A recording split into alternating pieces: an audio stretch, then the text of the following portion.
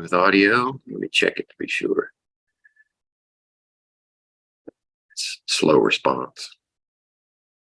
Come on. Why did it do that?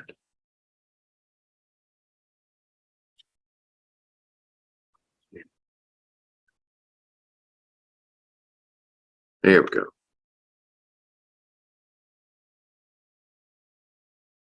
Okay, testing.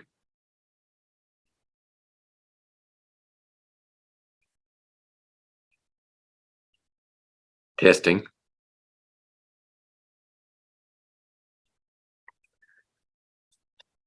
Since it's on the microphone here. Testing.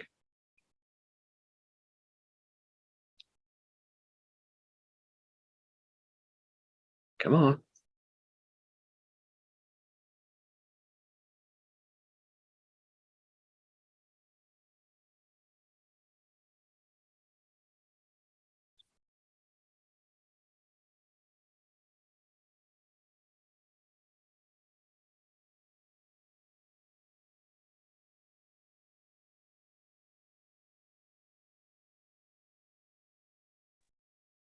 Well, that was weird. Try it again.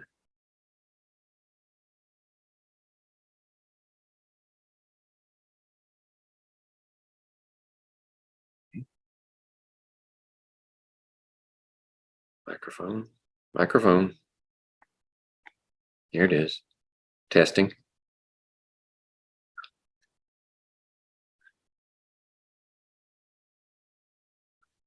I don't want to go through the whole lecture and not be recorded.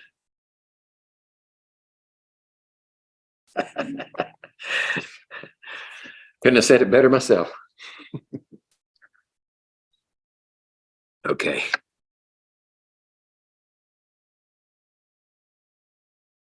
Come on.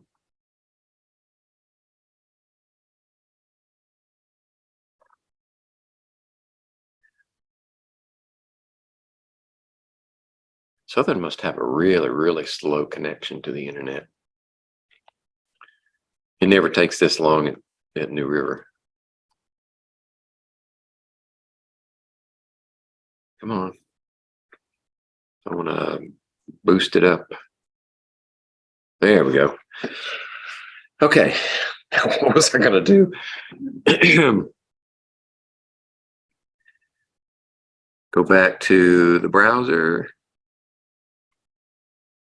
And I can shut that down. Go here. Back to content. You guys know your way around the course already, I'm sure. And I'll just say, there's where you find the syllabus. Did you get a copy of each one of these? No. You should.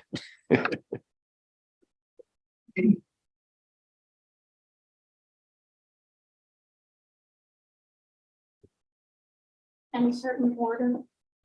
Well, from left to right and then top row would probably be the best way. Those are the two chapters we're going to cover today. No, we're only going to cover the first set of slides today. We'll do the second set next week. The first set of slides covers your chapters 10, 11, and 12. There you go.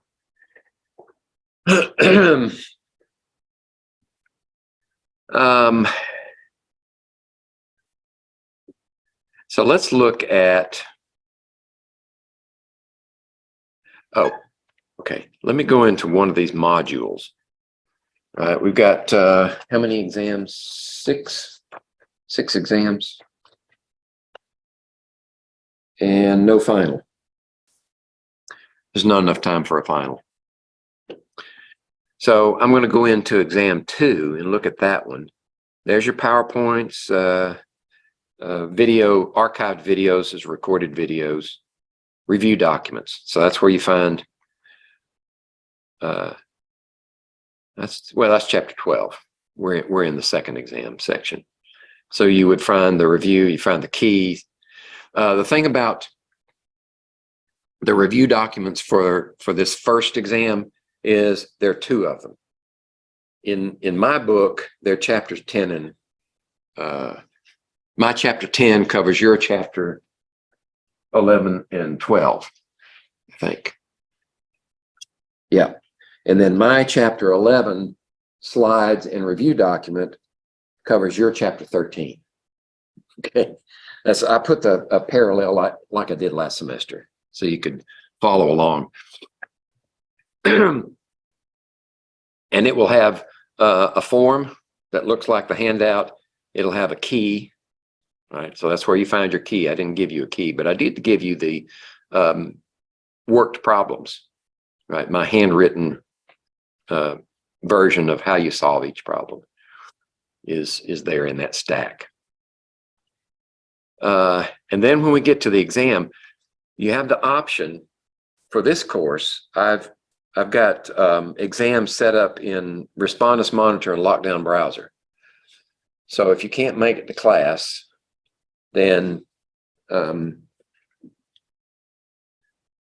I'm just checking all the exams. There are no labs on exam days. So technically you wouldn't have to be here in person anyway. You could take the exam using going into Brightspace, and when you click on this, see, I'm not a student right now, so it might not behave the same it would with you guys. Yeah, it's behaving differently because it knows I'm an instructor. But it would give you an option to start the exam at the bottom. And it also has an option in there to install Respondus Monitor and Lockdown Browser right there in that page. If you don't already have it, or if you need to update it, then that's where you do it. And then once you go in, you're locked out of everything else. So let's go back to where we entered the exam. Let's see. I'm not sharing that, am I? Hold on a second. No, I'm not sharing it. That's bad. Here. Share. All right, so now it's shared, I think. Yes. Right, let's see. What did I say before we got to this point? We were in exam 2 and showed the PowerPoint. You know how that works. Recorded videos, review documents. And now we're down to taking the exam in Respondus Monitor Lockdown Browser. For that, you need a webcam and a microphone. And you have to go through steps. Have you taken tests in that environment? Okay, good. And that way is nice for me too, because the system grades the exam. Unless there might be a couple of things in some of the exams where it requires my input to grade them. So in that case, you won't get an immediate response on your grade. I have to grade that point and then publish it. But this thing right down here, useful information. This is the same one in every exam. It's got everything that we're going to cover this semester, so it gets kind of busy. But before you go into the exam, you want to make a copy of that, right? Otherwise, when Lockdown Browser will shut everything else out. But it's okay for you to have that. So if you print one copy at the beginning of the semester, keep that same copy. It's all the same information throughout the semester. And it's got it's got formulas, conversion factors,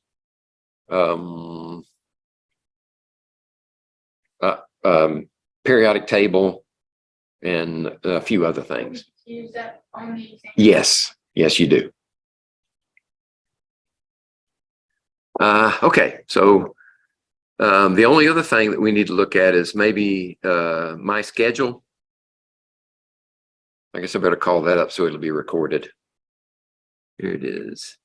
Okay, the syllabus, we don't need to go through the syllabus because it's pretty standard. We do need to look at, I will go back to the syllabus in just a second, but my schedule, of course, changes every semester. And this is what it looks like this semester. So here we are on Friday over here, but during the week, these are my office hours. I've coded them the same way as before. They're just at different times. I've got Monday, Wednesday, and Thursday. I've got office hours, and during that time, I'm zoomed in. So you can connect with me there without prior appointment. But if you need a prior appointment, let me know, and we can set up a meeting that way. Any of these other times, these are face-to-face classes, right? So I'm going to be out of pocket right there. Let's see. Okay, so that's my hours, and let me go back and let me open the syllabus because I want to make a point of one thing. That's not it. Here we go, syllabus. There it is. There. Okay, let me go down to the schedule. That's the really important part because my grading scheme is the same as before. It's 80% exams and 20% labs. So the schedule is here. Okay. It's too wide to fit on the screen. There we go. That's about as good as we can expect. Okay. So I've already mentioned that no labs on exam days, and we've got 7 exams, and I've scheduled 6 labs. Okay, a little bit less than last semester. I was a little too ambitious last semester. I think we had to cut the last one out. The first lab, second lab are formal reports. Le Chatelier's principle is an informal report where you just fill out the hard copy and turn it in. So that was a nice release of pressure. And then when we get down to the last one, the electrochemistry, that's an informal report too. So the other 4 reports are formal. The other problem that I've got is March 3rd. That's a Friday. And the president of New River has scheduled our Faculty Staff Institute. It's like a convocation, a congregation of faculty and staff on one day. Everybody has to be there. So I've got to be there on that Friday. So I'm not going to be here on that Friday, but these are the things that have to be covered. This review for exam 3, chapter 13. I have a previous review session recorded, in fact, several of them. So you just go into Brightspace and find exam 3 and find the review section. Actually find the videos, go to the videos, and they're well documented. You can find which one refers to review for exam 3 and view that.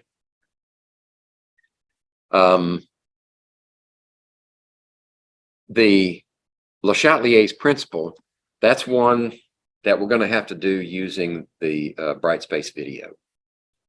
Back when we had the COVID problem, I came into the labs here and in New River, and I was wearing a little camera on my head. Do you remember those?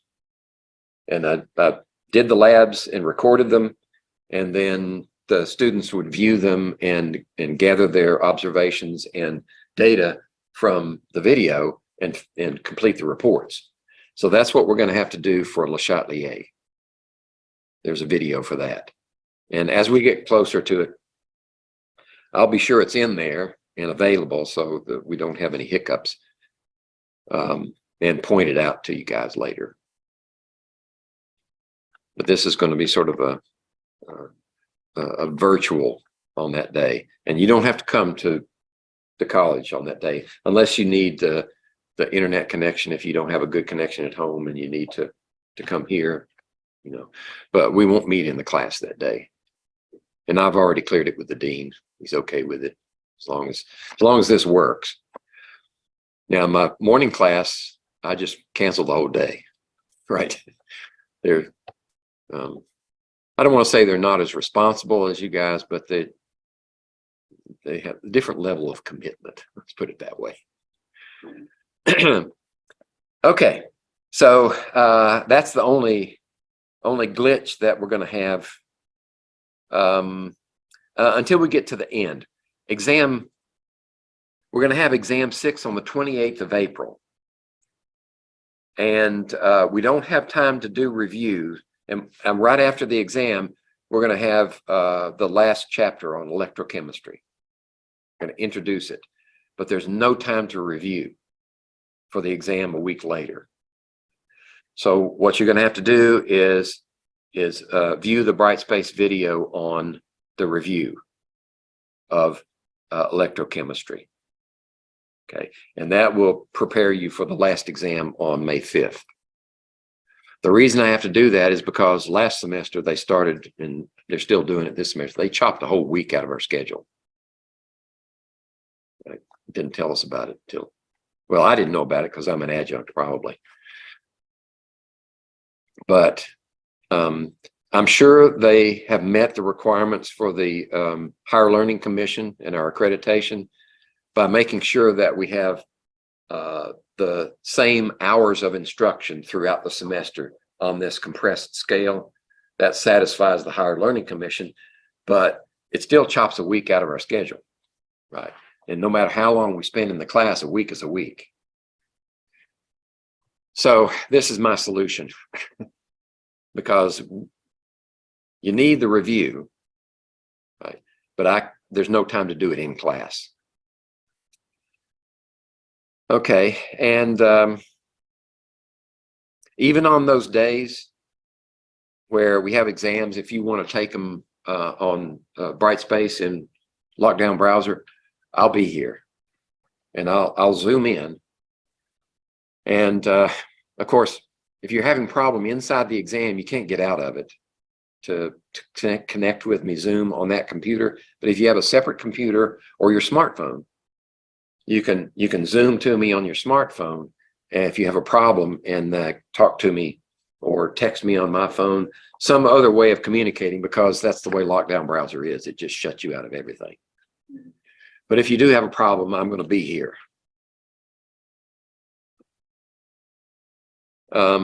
Let's see, except on that one day, where I have the meeting at New River. Okay. Any questions? I slapped my finger on my watch. Actually, it's better today than it was yesterday. Yesterday, it was like a toothache, but I think the antibiotic's working. Plus, I'm drugged up. Tylenol, and I think a leave I took this morning also. All right. So let me think if there's something I'm missing. Let's see. You can bring the safety contract back to me next week, or you can fill it before you leave. It doesn't matter. Okay, I think that's it for the introduction. Now we can get into materials. So let me flip over to, let's see, we're going to get, these are my chapter 10 and 11 will cover, no, my chapter 10 will cover your 11 and 12. So we'll just do the slides for chapter 10. Let me stop this share. Liquids and solids. I think I'll write that up here.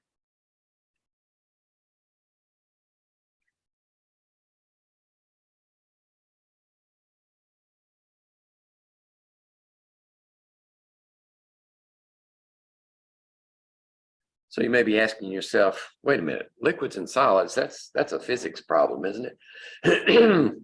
Well, sort of. There's overlap between chemistry and physics when we talk about liquids and solids. Can't be helped. First topic we want to nail down is the difference between intramolecular and intermolecular bonding. There's a difference between those prefixes. Intermolecular bonding is the bonding that holds atoms together in the structure of the molecule. And I got it backwards. Intramolecular bonding is internal to the molecule. And we're largely talking about covalent bonding, sharing electrons. Intermolecular are those forces that are experienced between molecules. In the beginning, we'll talk about pure substances where there's only one type of molecule in there. And then maybe we'll get to talk about how other molecules interact with them, say in solutions like that. But intermolecular forces are come in several flavors, and it's important to make a distinction between the strength of the bonds. Intramolecular forces that hold a molecule together must be stronger than intermolecular forces.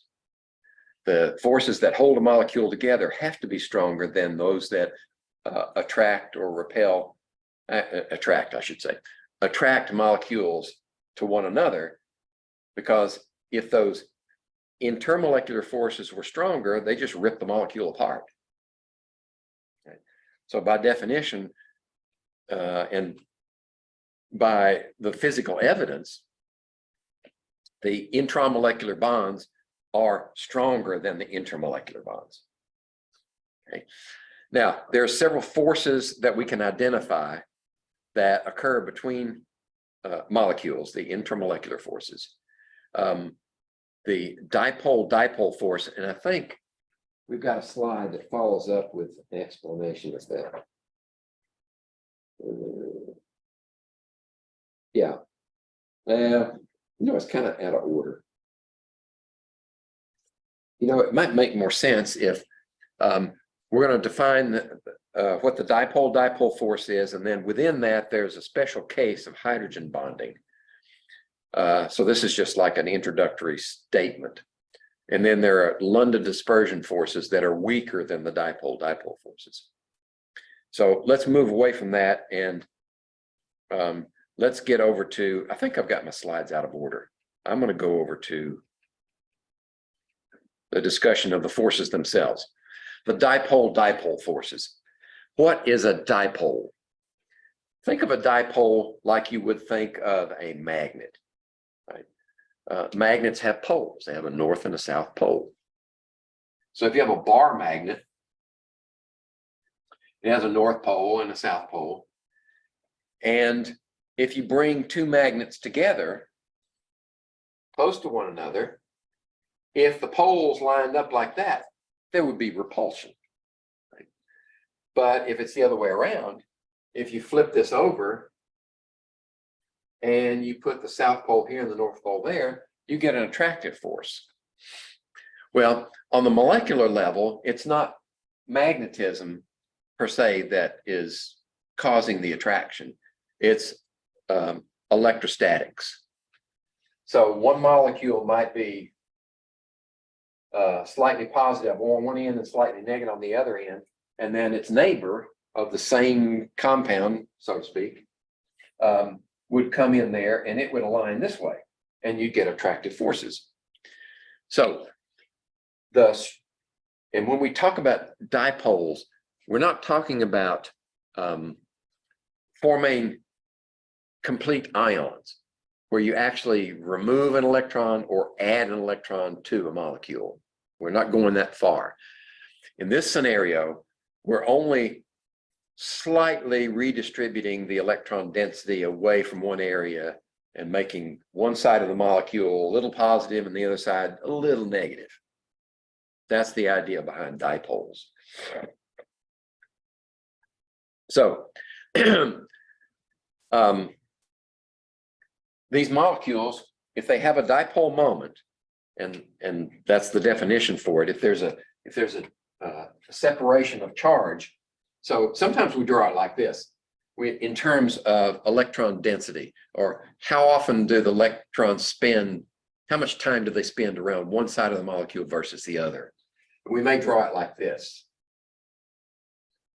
So that most of the electrons are spent over on this side of the molecule, and there may be an atom here and an atom here. So this is the negative end and this is positive end. So if they have that redistribution of electron density, they're going to have an electrostatic imbalance. And if they encounter a neighbor, of course, with the opposite charge close to this one, and they tend to orient themselves that way, then you will get a strong attraction. And the greater the dipole moment, the stronger the attraction, because there's a greater difference between the negative and the positive of neighboring molecules. So the larger the dipole moment, the stronger the attraction. Now, what does that mean in practical terms? Well, it means that the stronger the attraction, the more likely it is to exist as a solid or a liquid, right? Because that determines whether you've got a regular order of molecules, or maybe not so regular, but very close. Or if there's no dipole at all, it might be a gas, right? And many molecules are like that. We'll investigate those in a minute. So this dipole-dipole interaction is not as strong as the covalent bonds, obviously.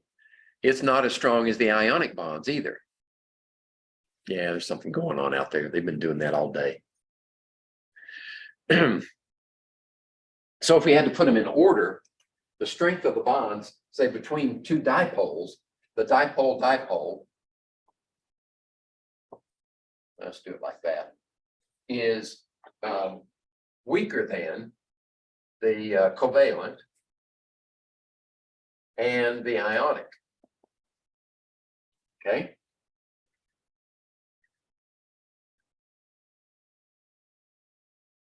Now, there's a special case. Before we leave the dipole moment, there's a special case in there. Let's say we have a covalently bound compound that is hydrogen fluoride. Okay. Let's see. Did we cover electronegativity last semester? Like the periodic trends in the table? Yeah, okay. So we know that hydrogen has a certain electronegativity, and fluorine has a much, much higher electronegativity. In fact, it's the highest in the table. So this covalent bond is not going to be equal between the two. In other words, you're going to have a slight negative charge on this side and a slight positive charge on that side. That's the way we designate the little delta, Greek delta, with a positive and a negative. So this is going to give you a dipole moment, but there's a special kind of dipole moment for molecules that have hydrogen and an electronegative element that's not fluorine, usually oxygen or nitrogen, and sulfur are potential. Oxygen is the most common for dipole moment. So you have like that, and this would give it a slightly negative side here and a slightly positive side there. And this could be attached to anything else. Right. So you can have a dipole moment in this bond arrangement. And if that is part of the molecule, then any neighbor that has that is going to see this negative and that positive difference and orient themselves for electrostatic attraction. And for the dipole-dipole moment, the larger dipole is hydrogen bonding. On this dipole interaction spectrum, hydrogen bonding is the strongest. And that explains why water, H2O, is a liquid at room temperature and 1 atmosphere pressure and not a gas. All the other hydrides, the dihydrides of its neighbors like sulfur and selenium, they don't have hydrogen bonding available. So hydrogen sulfide and selenium, excuse me, and no, hydrogen sulfide and hydrogen selenide are gases at these temperatures. They don't have the hydrogen bonding available. A nitrogen, oxygen, well, they're claiming fluorine too. Okay, so fluorine does that. Sulfur doesn't. That was my mistake. The oxygen, fluorine, and nitrogen can give you hydrogen bonding. So you need the electronegative element plus a hydrogen. Right. If you don't have hydrogen, there's no hydrogen bonding. Okay. So what do we do about attractive forces between molecules that have no dipole? First of all, how do we know that there are attractive forces between molecules that have no dipoles? We know by their physical state. Nitrogen, for instance. So here's nitrogen molecule, right? There's no dipole there because those are equivalent. Right? But we do know that if we cool that down to minus 195 degrees Celsius, we get a liquid. Right? So where's the attractive force coming from that makes the liquid? Well, that problem was approached, and proposed solution was by a man whose last name was London. London dispersion forces. Dispersion refers to the instantaneous redistribution of electron density in a molecule. It only happens for a microsecond, but it is sufficient to cause a difference in electron density distribution such that you get a slight redistribution and a slight charge. And in that case, if you're in pure nitrogen, this other nitrogen molecule will feel that, and this will draw electrons away from the other side and repel them from this side and give you a positive here and a negative there. So they have to interact in order for that to happen. And when it does, for that brief instant, you get an attractive force there. That's a London dispersion force. And usually, if you have a molecule, or an atom for that matter, with no discernible dipole moment, well, molecules, you can determine that from the way they're built. But if you have an atom like a noble gas, like neon, argon, krypton, xenon, if you have one of those, then obviously they can't have a dipole moment because there's only one atom there. So how do they condense into a liquid at low temperature? The redistribution of electron density on an instant occurs around the molecule of the atom itself. And the bigger it is, the higher the probability that you can get redistribution of the electron density. So you see a trend from helium on down to xenon of you can turn helium into a liquid at extremely low temperature, like 4 Kelvin, 4K. But at a higher temperature, you can get neon to a liquid, and then still higher argon to a liquid, and higher krypton and higher xenon. So you see that trend. As the atom gets bigger, the temperature required to liquefy it increases. Okay, and that's all due to London dispersion forces. Let me go back and see what I missed. Let's see. I need to reorder these slides. There's an example of hydrogen bonding in water. You see the hydrogens are the positives and the oxygen is the negative, slight negative. and you get that attraction. So the hydrogens on one molecule attract themselves to the electronegative atom on the other molecule that's also attached to hydrogen. Let's see, phase changes. Oh, we discussed that already. Phase changes are intimately related to these attractive forces, right? The stronger the attraction, the higher the temperature at which the phase will become liquid or solid. Because if the forces are stronger, what's the competing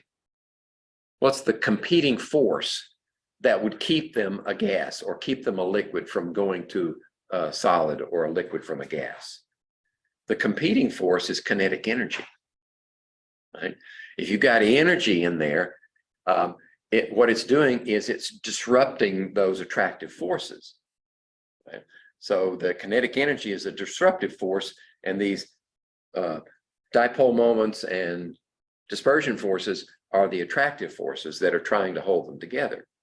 So as you cool it down, the kinetic energy starts to drop, and now those attractive forces become dominant.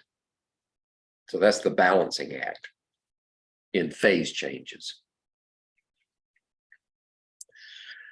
Okay, we already know our three states of matter that we're interested in are gases, liquids, and solids.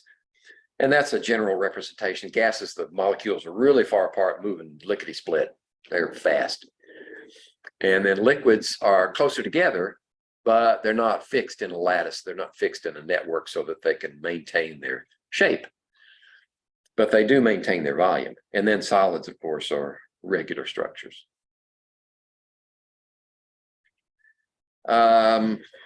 Let's see. That's what I just told you about, the energy balance. So that's nothing new. This is kind of weird about water. Have I described this to you before?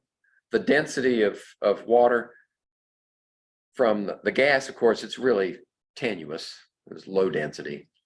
But if you go to liquid and you get close to 1, once you get to solid water, the density actually goes down. You're introducing more volume for the same mass. And the reason for that is the way these molecules orient themselves. If you ever looked at everybody's looked at a snowflake, right? What shape does it have? Well, it's got 6 points, right? It has 6 points for a reason.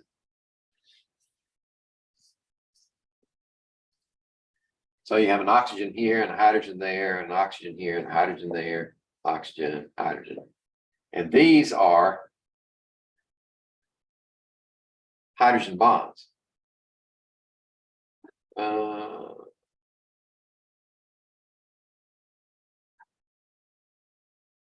Yeah.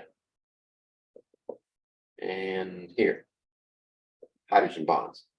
So that means this is a covalent bond attached to that one right there. And this one has another hydrogen out here. And this one has another hydrogen out here. So you get this hexagonal shape. Well, when they get into that regular structure, they kind of expand a little bit, and you got all this empty space in here. That's where you get the added volume that decreases the density of ice, and that's why ice floats in water. It's a good thing that happens too. Otherwise, the oceans and all the lakes would be solid blocks of ice and never thaw out. It would just take one winter. Maybe for the oceans, it might take 10 years, but eventually they'd be frozen all the way to the bottom. Okay, we covered that one already. We covered that one. Covered that one. Melting, boiling points. In general, the stronger the intermolecular forces between molecules, the higher the melting and boiling points. Right? The stronger the attraction between them, the more energy you have to put in to break those bonds. So that's why the melting points and boiling points have to be elevated, the stronger the attraction. And this is an example. This is a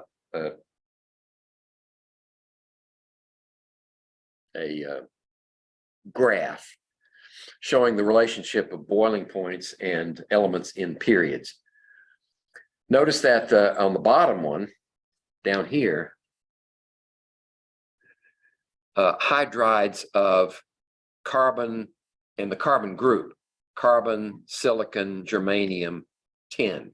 They're all in the same family, same group. And they all form hydrides with 4 hydrogens each. So as we move up in this group, we find that the boiling point decreases. We get stronger attractions between them as the molecule increases in size, right? Because tin is a bigger atom than germanium, which is bigger than silicon, which is bigger than carbon. So the same trend there is like the one I described for the noble gases, right? The bigger the molecule, the more probability you have for the London dispersion forces to form. The difference in these others, they follow their trends until they get to the second period. And now we've got oxygen, fluorine, and nitrogen bound to hydrogen. There you have hydrogen bonding available. So the boiling point goes way up for these guys. It should be down here.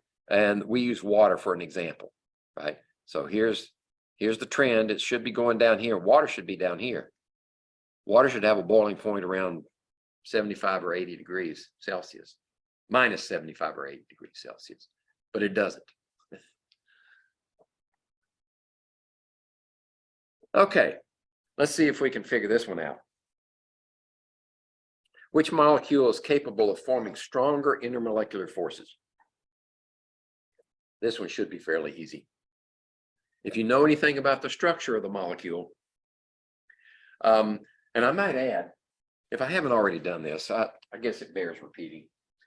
2 things that you need to know in order to determine if a molecule has a dipole moment. 1,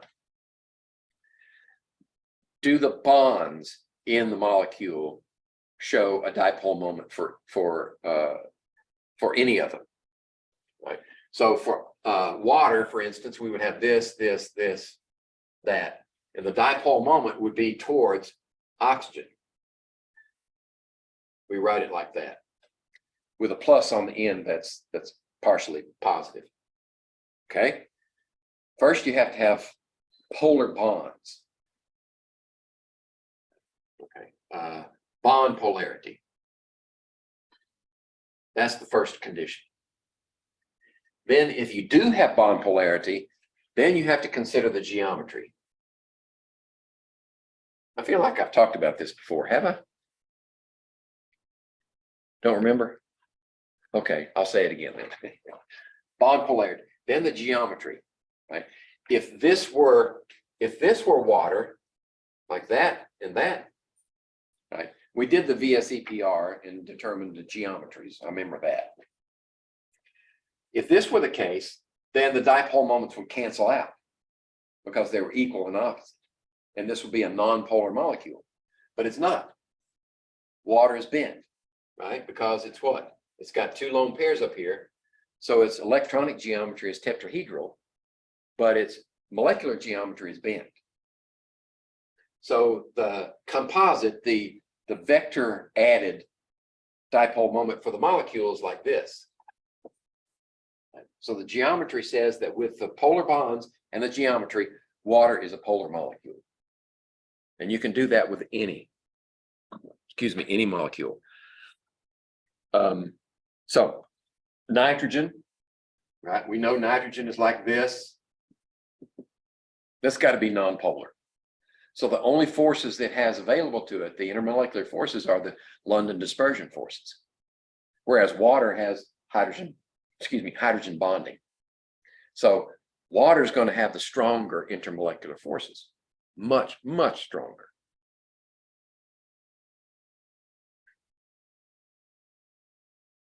Okay.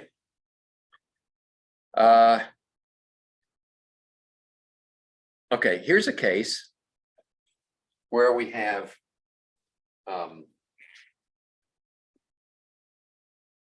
the same molecular formula for two different compounds. The one on the left is ethanol, right? The drinking kind, ethyl alcohol. And notice that it has an oxygen attached with a hydrogen. So it has hydrogen bonding available.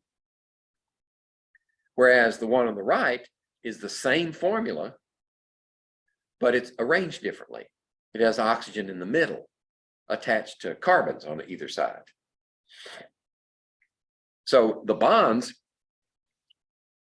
between the carbon and the oxygen on the right are slightly polar because oxygen and carbon are a bit different. Let's see, carbon is two places to the left of oxygen, which means carbon's going to be the more positive one, oxygen's going to be the more negative one. So oxygen will be slightly negative, and it will have a sort of a bent structure, but its polarity will be much, much less than available to this hydrogen bonding for the ethanol. The one on the right is dimethyl ether, right? And you know, if you've ever, have you ever smelled ether before? No. All you have to do, either dimethyl ether or diethyl ether is more common. All you have to do is crack the top, and within 15 or 20 seconds, if I did it here, you'd smell it over there, right? The forces that hold the molecules together are so weak that it evaporates rapidly at room temperature. That's why we keep it in the refrigerator mostly. And for other reasons, whenever we use ethers, we flush it out with nitrogen before we seal it again. Because if there's any oxygen in there, it'll form epoxides, and they're explosive. So you have to be careful handling ether. But ethanol, you don't smell it, well, unless you get right on it and maybe drink it.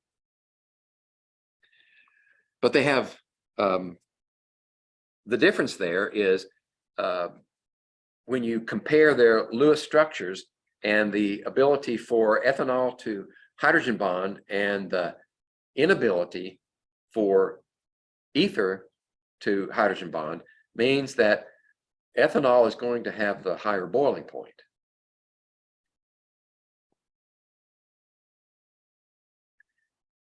Okay, so this question says, which gas would have behave more ideally at the same conditions of pressure and temperature? Right? Remember when we talked about gases, what ideal behavior is in a gas? Where are gases more ideal in their behavior? At high temperature, low pressure. Okay, but the reason for that is dependent upon what are the forces interacting. So which one would behave more ideally? The reason that high temperature and low pressure creates ideal behavior is because high temperature overcomes intermolecular interactions. And remember, the gas laws are based upon ideal behavior, which says that the gases are point sources, right? They don't have any volume of their own. So there's no interaction between the molecules. They just act like billiard balls. So that ideal behavior requires that there be no interactions, or the kinetic energies of impact overcome any interactions that they possibly make. And then low pressure means that there are fewer gas molecules in there to interact. Okay, so that's why the ideal behavior occurs at low pressure and high temperature. But it does that because of the interactions that are available to the molecules. So nitrogen is nonpolar. It only has London dispersion forces available to it, whereas carbon monoxide is slightly polar. Let's see, 246. I think it's like that. Carbon monoxide is only slightly polar because oxygen is more electronegative than carbon. It's going to have a dipole moment this direction. And the geometry is not an issue because it's only 2 atoms. So we would have less ideal behavior for this molecule than we would for dinitrogen, the nitrogen molecule, because the forces are weaker. That's the key. What are the forces of attraction in the gas? The lower they are, the more ideal it behaves.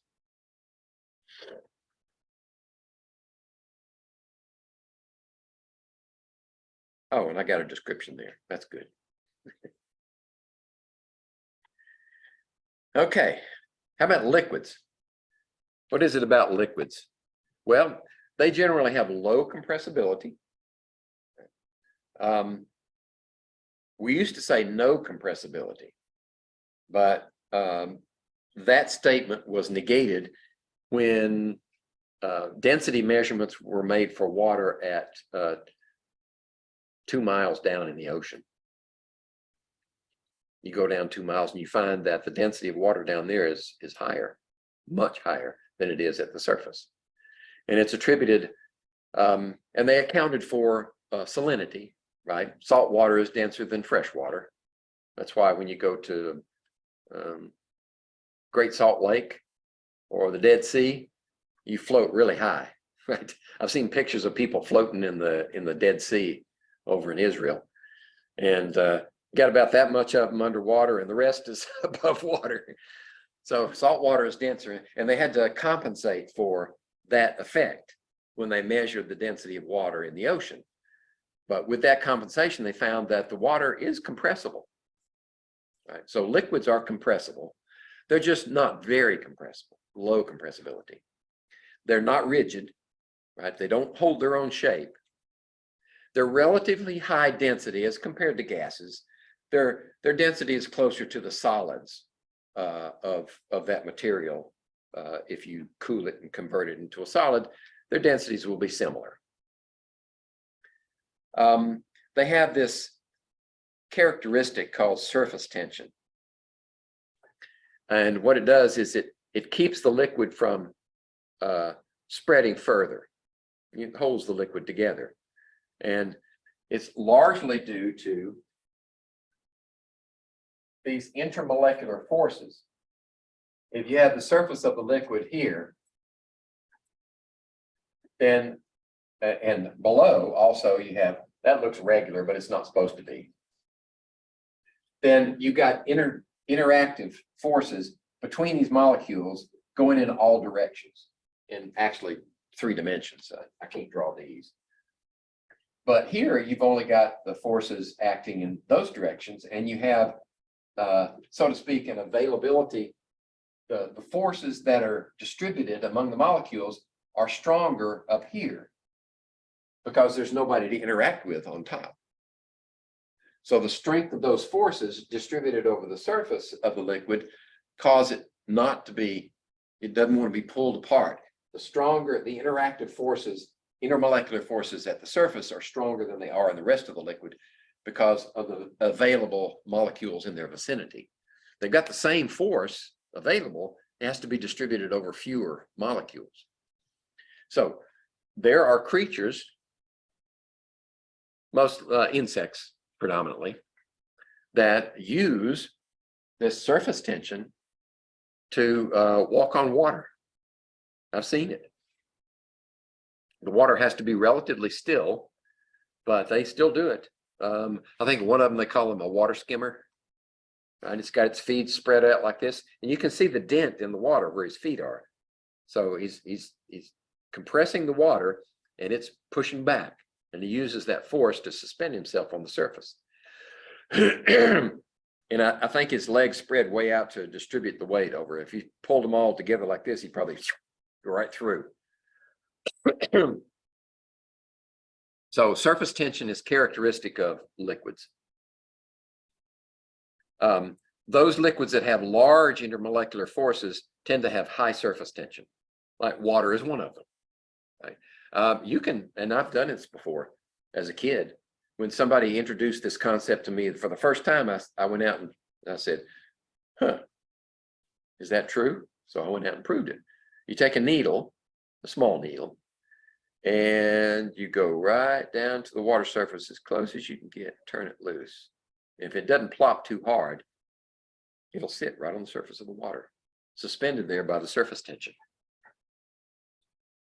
Now, surface tension, some really, really high surface tension, maybe even the highest, is mercury, liquid mercury. It's very high surface tension. That's why when you put mercury in a glass tube, it doesn't concave this way, it concaves that way. It convex. Water is a concave meniscus and mercury is a convex meniscus. All having to do with those forces. This also explains capillary action, this intermolecular forces. There's a battle between cohesive and adhesive forces with liquids. And if you let's stick to water as our example.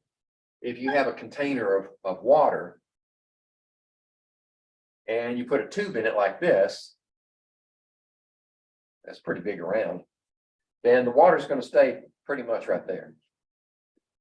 The forces are still acting at the inside the water and between the water and the glass tube. Remember, glass tube is made out of silicon dioxide. Right? So you've got this difference in electronegativities that makes the oxygens slightly negative.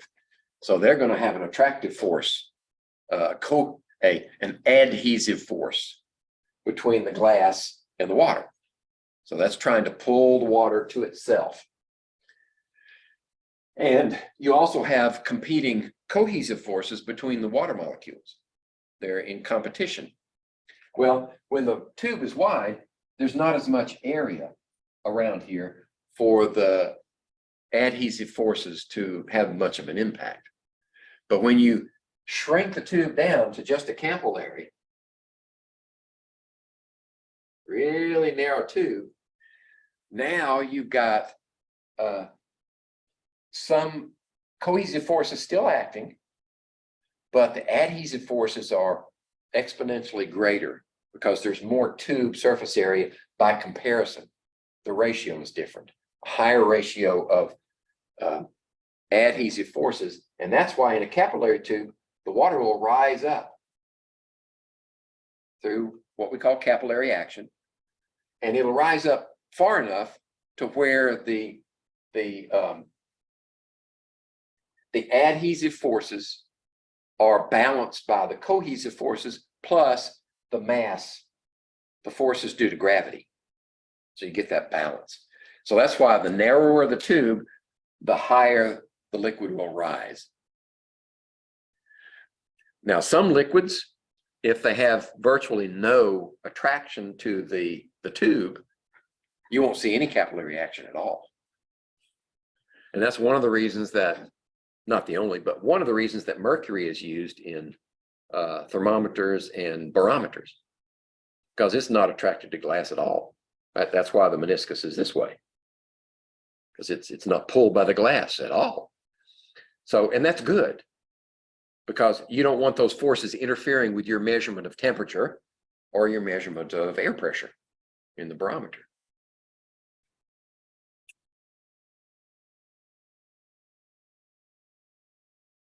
Okay, and that's what this slide explains. I stole my own thunder. All right. Come on. Here we go. Or did I?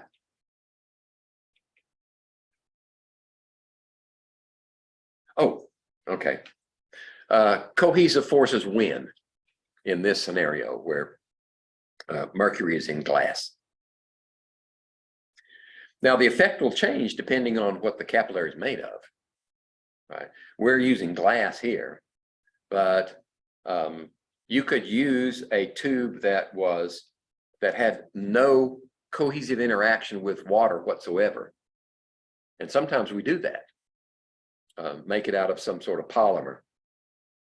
Some of these polymers that they're coming up now with are very rigid and tough. They're strong. So you can substitute as long as you don't have to see through them. Okay, adhesive forces are drawing those water molecules up the glass surface that you can see in the inset there. Right there. It's not working. Oh, it just doesn't show up on that screen, so I have to use my pointer. There you go. Adhesive forces are overcoming the cohesive forces. Another measured quantity for liquids is viscosity. It's a resistance to flow. So everybody knows that molasses gets thicker in winter, right? As you cool it down, it flows. It doesn't flow as fast. It's a viscous liquid, and it flows even slower when you get it colder, because now you've given an advantage to the cohesive forces, the intermolecular interactions, and they hold their shape better. They don't flow as well. So if you heat it up, it'll flow better. But the viscosity, there are several ways. Oh, yeah, me too. There, let's see, where was I? Viscosity. Oh, several ways to measure viscosity. One way is to use a penetrometer. So you have a container of your liquid, and you drop this pointy thing from a prescribed height, and how far does it penetrate? That's good for quality control. But if you want to be more quantitative, you would actually put the liquid in a device that has a certain size hole in it, and you measure how fast a certain volume comes out through that hole. And that is a measure of your viscosity. That's not the only way, it's one way. I think sometimes I've seen spread plates used to measure viscosity. You put a certain volume of something on a plate, and then you take a squeegee or a spatula and you rake it. How far down does it go before it stops as you rake past it? That's a quality control thing too. How about solids? We've got basically two types of solids. Crystalline solids are those that have an ordered structure, and they can be subdivided into single unit cells that are repeated over and over and over again in the solid. We'll look at those in a minute. Then there are amorphous solids. They are solids, yes, but their structure is not orderly. It's disordered, and glass falls in that category.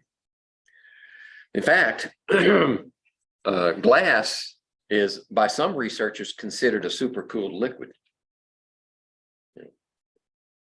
Difference in terminology, I guess. So, crystalline solids can be physically described by the unit cell, that is the smallest three-dimensional repeating unit in a crystal. Right, that's one way to describe them. Or we can use a model called the closest packing structure, and that takes some explanation. But these two, the unit cells, are like sides of a coin, right? They're connected at the hip. And it just depends on how you want to describe the crystalline structure as to whether the unit cell or the closest packing model is sufficient to provide a description that you can work with.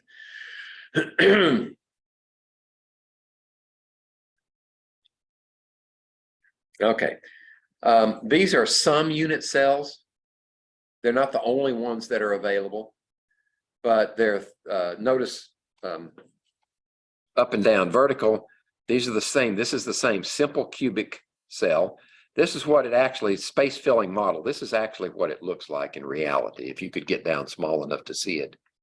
And these lattice or unit cell descriptions are ways of rationalizing, modeling that unit cell. So the simple cube has an atom at each corner. So it has 8 atoms on a cube. But the interesting thing is, in the crystal lattice, this cube fits in here, and notice that each one of these members is shared by another cube. And the sharing among cubes determines how many atoms you can actually attribute to each of the unit cells. Right? So the cubic unit cell, like this,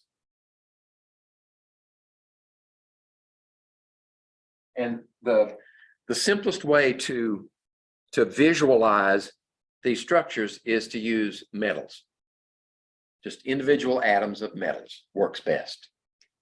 So if we have an atom here and here, and at each one of these corners, okay, so who is it shared with? Well, this one is shared with one above, one here, and one there. So if we chop it up, that sphere, chop it so that part of it is in this one, part of it is in that one, we find out that there's an eighth of a, I think it is, an eighth, 1, 2, 3, let's see, 2, 3, 4, 5, 6, 7, 8, yeah. 1/8 of that atom is actually shared in that cube. So how many atoms does that cube represent? Well, there are 8 of them with an eighth each. So that's 1 atom per cell. Okay. The next one over to the right is a body-centered cube. So it's still got these guys right here, but it's also got one in the middle. And notice the difference in the space-filling models. The one on the bottom, the simple cube, all of the atoms are touching each other. But in the body-centered cube, you've got one in the middle that pushes the rest of them apart from each other. So how many are in the body-centered cube? Well, you've got one for the corners, and you've got one in the middle that belongs only to that cube. So this one has 2 atoms per cell. Okay. And the last one, our example we have is a face-centered cube. And in the face-centered cube, we have an atom on this face, an atom on that face, an atom on this face, that face, this one, and this one. So we have 1, 2, 3, 4, 5, 6. 6 faces on a cube, correct? Okay. So each one of those faces can only share with a cube right next to it. So it's half and half. So we've got 6 atoms sharing a half. So a half of 6 is 3, right? So 3 plus 1 is 4. 4 atoms on a face-centered cube. And this is 2 atoms on a body-centered cube. And this is 1 atom for a simple cube.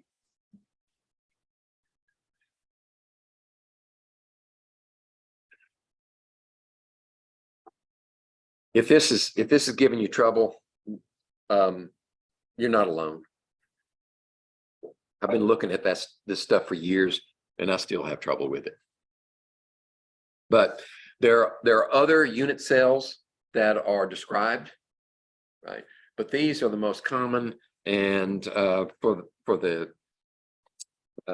this course, this is as far as we're going to go for the unit cell discussion. Let's see, is this a video? If you could travel within a crystalline solid, you would see the particles, atoms, ions, or molecules arranged in a regular array. Here, the spaces are greatly exaggerated, but in reality, the particles are packed close together. The unit cell of a crystal structure is the smallest portion that defines the structure. Stacking unit cells next to each other in all three directions gives the structure. Many elements and simple compounds have unit cells from the cubic crystal system. Let's examine the three types of cubic unit cells. All cubic unit cells have particles at the corners of a cube. The simple or primitive cubic unit cell has particles at the corners only. In reality, the particles lie as close to each other as possible. Note that the particles touch along the cube edges but not along a diagonal in the face or along a diagonal through the body. By slicing away parts that belong to neighboring unit cells, we see that the actual unit cell consists of portions of the particles. When the cells pack next to each other in all three dimensions, we obtain the crystal. If we fade the others out, you can see the original group of 8 particles within the array and the unit cell within that group. We find the number of particles in one unit cell by combining all the particles' portions. In the simple cubic unit cell, 8 corners, each of which is 1/8 of a particle, combine to give 1 particle. A key feature of a crystal structure is its coordination number, the number of the nearest neighbors surrounding each particle.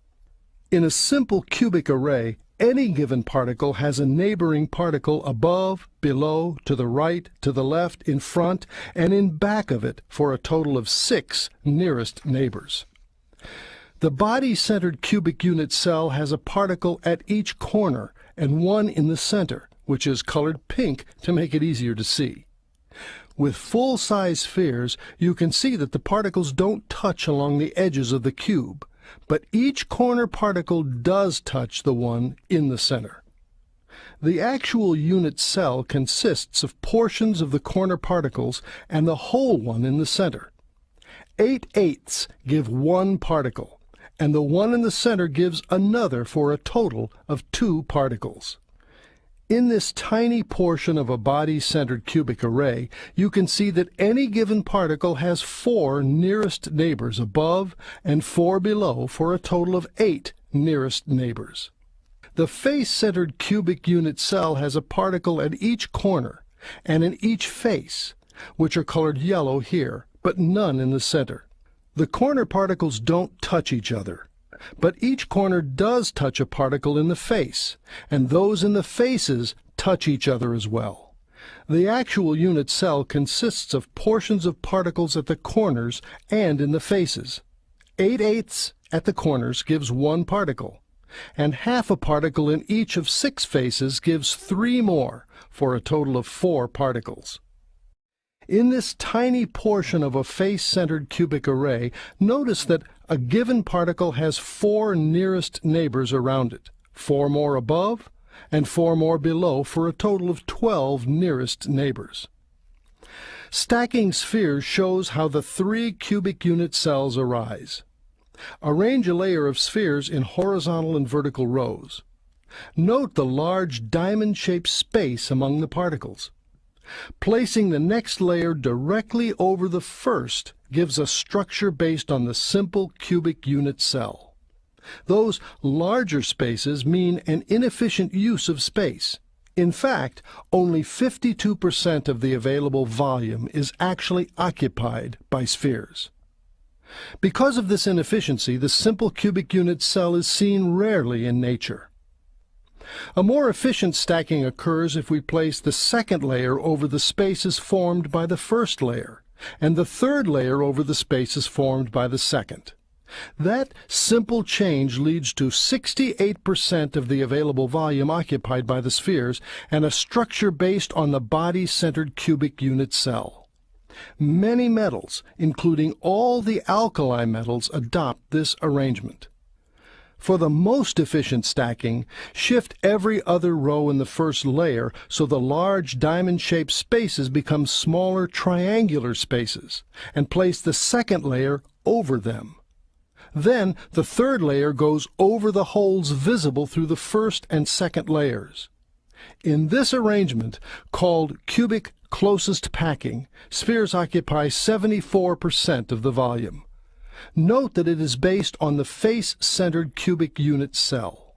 Many elements, covalent compounds, and, as you'll see in the next two examples, ionic compounds adopt cubic closest packing. Sodium chloride adopts the sodium chloride or rock salt structure, as do many other alkali, halides, alkaline earth oxides and sulfides, and other ionic compounds. Picture separate face-centered cubic arrays of chloride ions and sodium ions as they approach and interpenetrate each other. The smaller sodium ions fit in the holes between the larger chloride ions and the NaCl unit cell. Zinc sulfide adopts the zinc blend structure, as do the copper-1 halides and several other compounds. If face-centered cubic arrays of zinc ions and sulfide ions approach and interpenetrate slightly offset from each other, each ion becomes surrounded tetrahedrally by 4 of the other ions. Note the blinking zinc ion and the 4 sulfides. You can see the relative positions in this slightly expanded view of the zinc blend unit cell.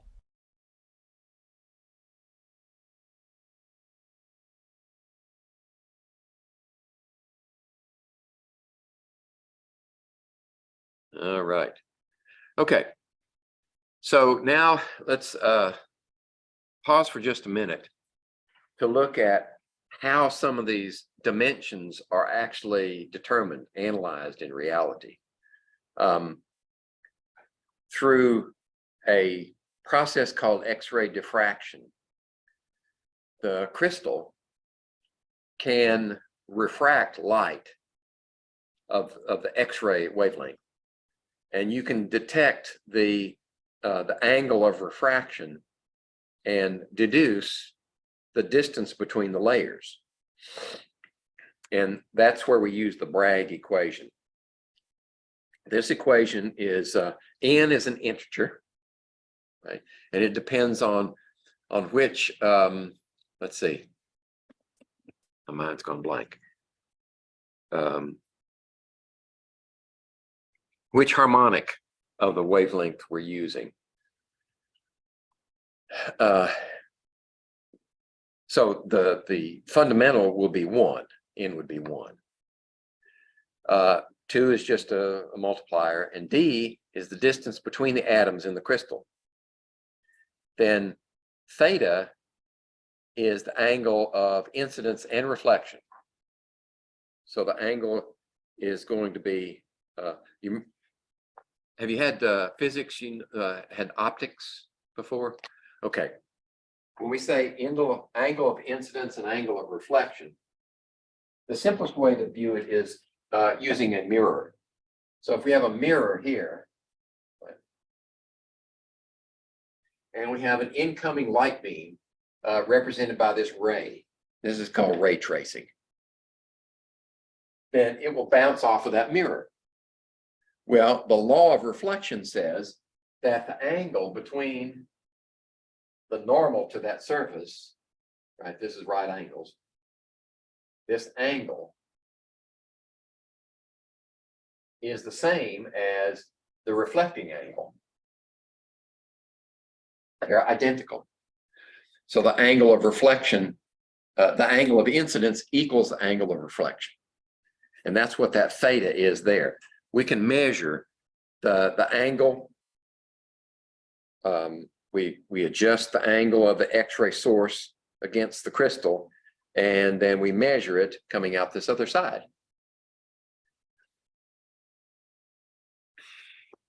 I've used this process on clays. When you take soils and you segregate them by particle size, and you start off with, of course, you get rid of all the rocks, and then you go down through the sands, and then the smaller particles are the silts, and you get down to the clays. And I won't describe how you separate the clays because it should take a while, but once you get the clays, then they're suspended in water, and you put a drop of your clay suspension on a glass slide, and you let it dry gradually. And what happens is the clay particles are like little plates, and they settle, and as they dry, they settle into layers like that. Then you stick them in your machine, and your X-ray is adjusted through angles, and you have a detector over here that detects the energy that's reflected, and it gives you a graph that is along here, and then you see a peak come up here. So that peak is at a certain angle, and that's where the theta is located. So the sine of that theta is one of the terms in this Bragg equation. Right? So how do we use it? Well, that comes up next. The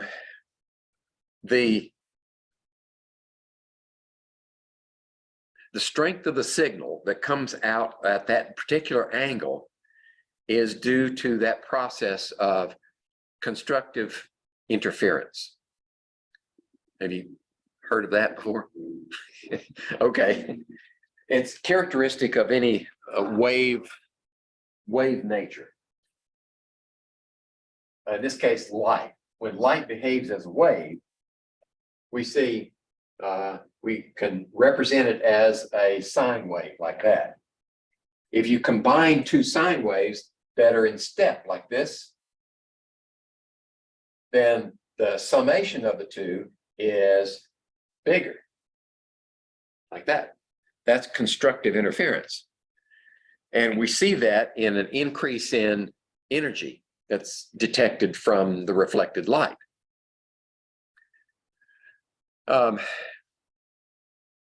And the reason it does that is because one layer of atoms reflects, and then the next layer of atoms, the light has to travel down a certain distance before it can reflect off the second layer. And if we get the angle just right, then we get this constructive interference, and it gives us a boosted signal. So that's where we detect the theta. That angle at which that constructive interference occurs is the theta. And by this Bragg equation, all we need to know is the wavelength of the light, probably in meters, and that integer modifier, the n, and the sine of the angle. And then we can solve for the unknown, which is the distance between the layers. Okay, and you can determine the layers between the, in my case, between the clay atoms. And we used it to determine what type of clay was actually in the soil, because there are different types. It's all technical.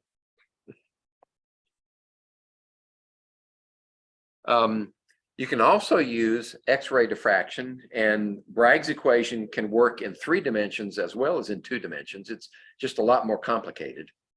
And this method is used to probe crystal structures of minerals in particular, and determine what type of unit cell they use, what type of unit cell they have. And if you do it in 3 dimensions, what you get is that that dot pattern, that array of intensities that can be recorded on a photographic plate. Now, the real test is interpreting that pattern. Now, if you do standard crystals and you know what they're like, and you calibrate your instrument to give a certain pattern for a certain crystal array, then you can usually work it out. This method was used to determine that DNA is a double helix. The real trick, now actually there were 2 tricks. The first trick was, how do you get DNA into a crystal structure? Right, you've got to figure out how to get DNA to be in a regular crystal structure, then you can fire X-rays at it. And then after that, you have to take the diffraction pattern and interpret it. And the work that was done for Watson and Crick, who got credit and Nobel Prize for DNA, was actually done by a woman, an assistant, who unfortunately didn't live long enough to see the Nobel Prize go to her supervisors. But she did all the legwork. I can't remember her name, and that's unfortunate. Okay, what are the different types of crystalline solids? Well, you've got the ionic solids, like sodium chloride, where you have sodium ions and chloride ions in this array. You got molecular solids, where you have discrete molecules like water. And when water becomes a solid, it arranges itself into those hexagonal, right? So it doesn't fit any of these other unit cell types. I guess the unit cell for ice would be a hexagon. But they're these discrete covalently bonded molecules arrange themselves in a lattice. Then you have atomic solids, and those are the ones that we started off with, where you have metal atoms stacked in there, like spheres fitting in those spaces. So all crystalline solids can be subdivided in one of those three groups. And there we have examples of them. Let's see, what are we saying? Right. Diamond is a covalently bound crystalline structure. In fact, if you have a diamond that has no flaws in it, then you can theoretically, if you're small enough, you can hop from one carbon atom to the next, following the bonds. And it's as if that diamond is a single molecule, because all the atoms are covalently bonded. Now, my wife's diamond has a flaw in it, so I can't claim it for hers. But when we mounted the diamond, we put the flaw underneath a prong. Sodium chloride is an ionic crystalline solid. And there you go. Hydrogen bonding is what holds the water molecules together in their ice structures. That's a better picture than I drew. Okay. This is just a compilation in a table of the different types of solids. We have the ionic solids over here, the type of bonding, and the components that occupy the lattice positions. Ions in ionic bonds, molecular solids, discrete molecules. They have dipole moments or London dispersion forces. And then atomic solids could have any number of different bonding schemes. Metallics are delocalized covalent, and we never got into that. The metallic bond is a little too complicated for general chemistry. The network solids, actually the network solid is diamond. It's one giant molecule. And then of course you have the noble gases, the 8A group. That's what they're mentioning there. That's the noble gases. They're all London dispersion forces that hold them together as atomic solids. Okay. There was mention of a closest packing model. The closest packing model assumes that the metal atoms are all uniform, all hard spheres. Right? We know that's not true, but for the model, that's what we assume. And the spheres are packed in layers, right? And they showed you that. He didn't go into a lot of detail on this closest packing model.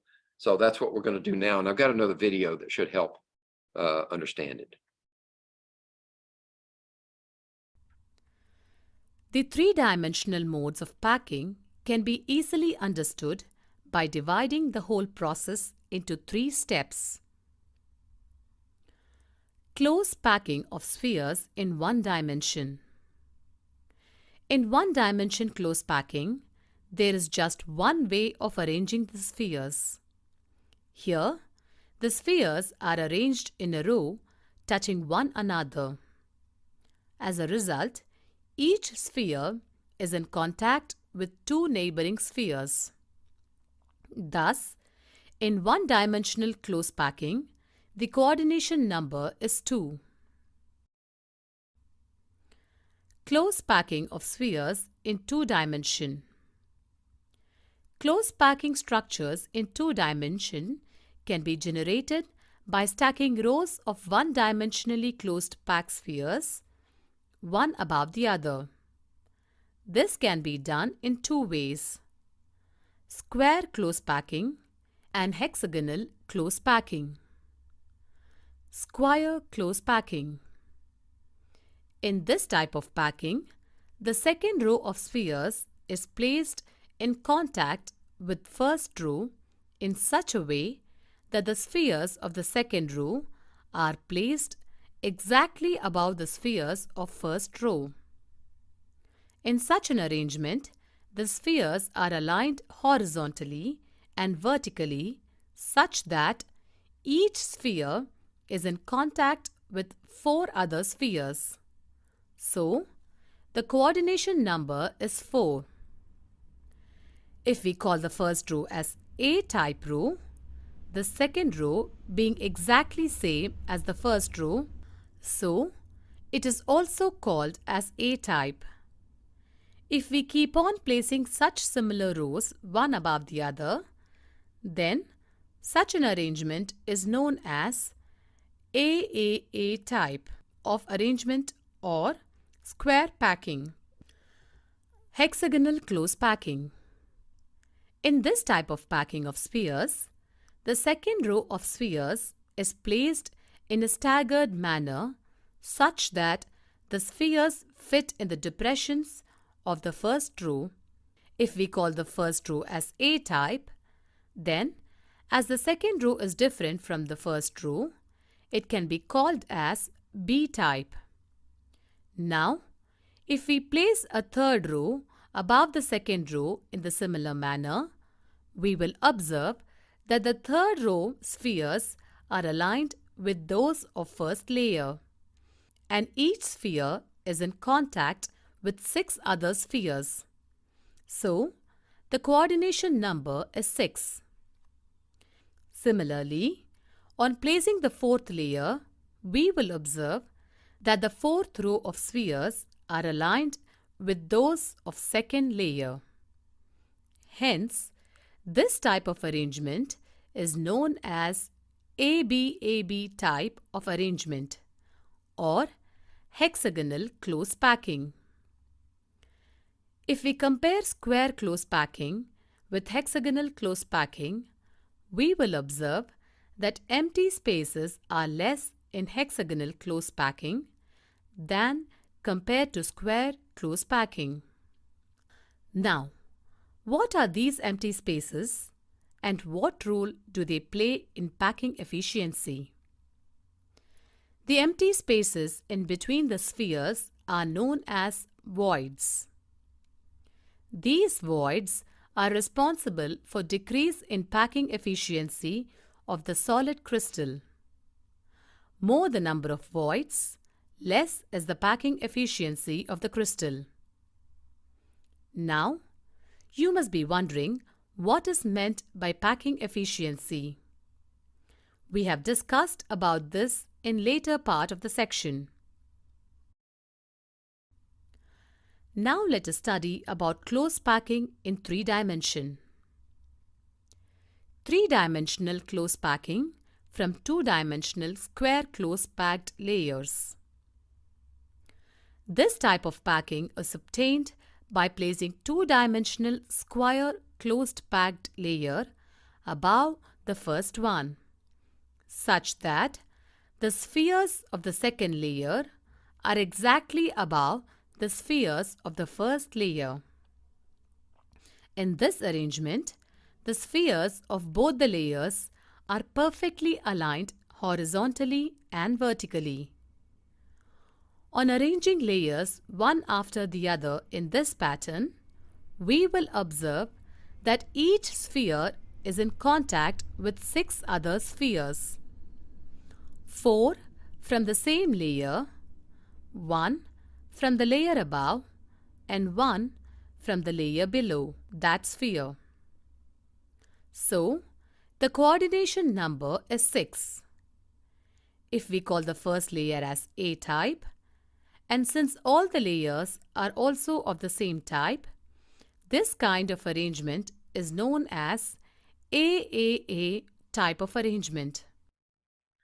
On observing carefully, we will find that this arrangement has generated a simple cubic lattice and its unit cell is primitive cubic unit cell. Dimensional close packing from two-dimensional hexagonal closed pack layers. The three-dimensional hexagonal closed pack structure can be obtained by placing two-dimensional hexagonal structures one layer above the other.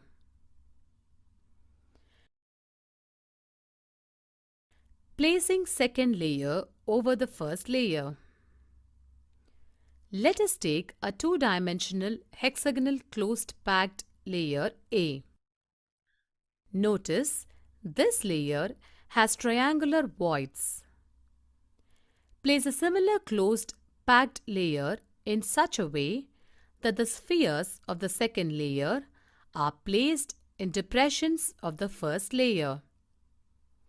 As the spheres of the second layer are aligned differently as compared to the first layer, so let us call this layer as B type. On observing, we will notice that not all the triangular voids of the first layer are covered by the spheres of the second layer. This gives rise to a different arrangement and different voids. Voids. There are two types of voids: tetrahedron voids, denoted by T, octahedron voids, denoted by O. Let us study how these voids are formed. When we place a closed packed layer above the depressions of the first layer, we will notice that at some places the triangular voids of the first layer are being covered by the spheres of second layer. At such places, a type of void is formed. This type of void is known as tetrahedral void, T, since a tetrahedron is formed by joining the centers of the four surrounding spheres. While at other places, we will notice that the triangular voids of the first layer coincides with the triangular voids of the second layer, such that their triangular shapes do not overlap. At such places, another type of void is formed. This type of void is known as octahedral void, O, since an octahedron is formed by joining the centers of the six surrounding spheres. Now, in case we need to calculate the number of tetrahedral and octahedral voids in a crystal structure, then just knowing the number of spheres will serve the purpose. Suppose there are n spheres in the crystal structure, then the number of octahedral voids generated is equal to n. The number of tetrahedral voids generated is equal to 2n. Placing third layer over second layer. Now let us place third layer over second layer. Stacking of third layer over second layer can be done in two ways. First, by covering tetrahedral voids. Second, by covering octahedral voids. By covering tetrahedral voids. The tetrahedral voids of the second layer can be covered by placing the spheres of the third layer over them. On doing so, the spheres of the third layer will get exactly aligned with the spheres of the first layer. So, if we can call the first layer as A type and the second layer as B type, then the third layer will also be A type. As the pattern of spheres is repeated alternately in other layers, so this pattern is known as AB-AB pattern, and the structure formed is known as hexagonal close packed HCP structure. In this type of structure, each sphere is in contact with 12 other spheres, 6 from the same layer, 3 from the bottom layer, and 3 from the top layer. So the coordination number is 12. Covering octahedral voids. The octahedral voids of the second layer can be covered by placing the spheres of the third layer over them. On doing so, the spheres of the third layer are not aligned with the spheres of either first layer or second layer.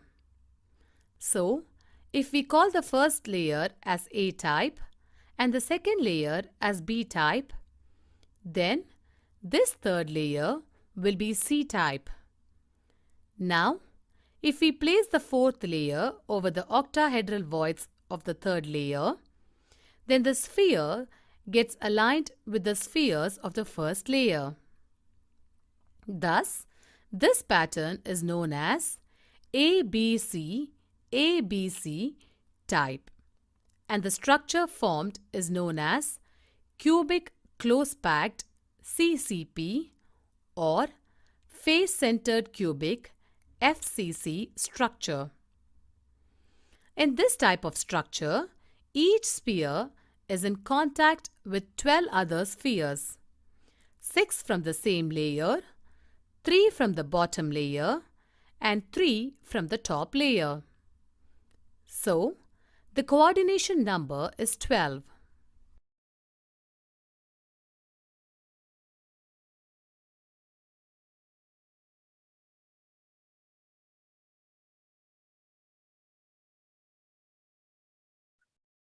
It took a while. Sorry. The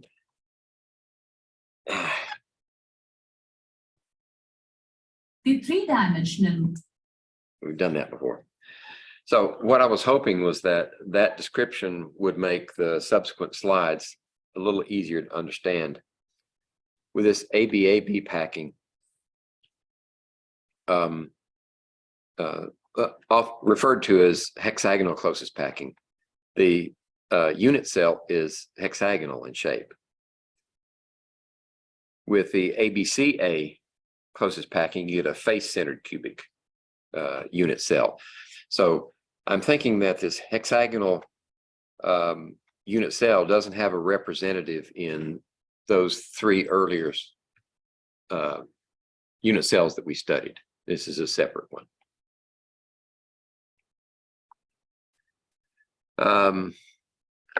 No, I stand corrected. The hexagonal closest packing here, the hexagonal unit cell, HCP, is another way of saying, and that looks like a face-centered cubic right there. Well, you know what? I'm confusing myself because that looks like they're all the same. Okay. Cubic closest packing, ABCA. So cubic closest packing gives a face-centered cubic cell. And so does hexagonal closest packing. Does that make sense? It's okay if it doesn't, because it's confusing me too. This coordination number idea is often useful. And you'll see coordination numbers again. Coordination numbers are mean something in this format, and they mean something else in other formats, like when you dissolve some salts in water, they form an association with water molecules, and they have a coordination number. For instance, waters of hydration, right? Zinc sulfate has 5 waters of hydration. Its coordination number with the water molecules is 5.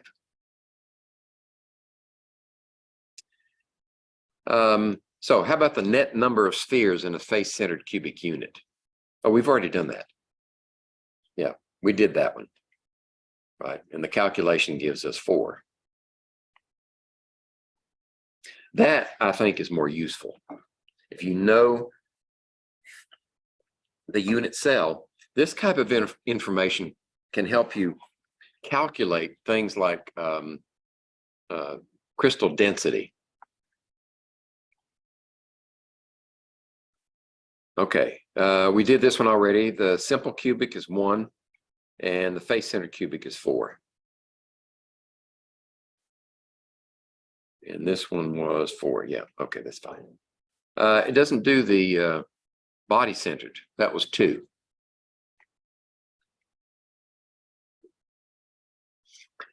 Okay. So what if you need to find out the radius of an atom? And this is how this is one way of finding the atomic radius that we studied last semester. We had trends in size of atoms, in the radius of atoms. This is one way to determine it. It's particularly good for metals. You need to know what the unit cell is, and then you need to find the edge of the unit cell and correlate that to the size of the atom. So in this case, the metal crystallizes in if the metal crystallizes in a simple cubic structure, which I believe one of the videos says it's kind of rare.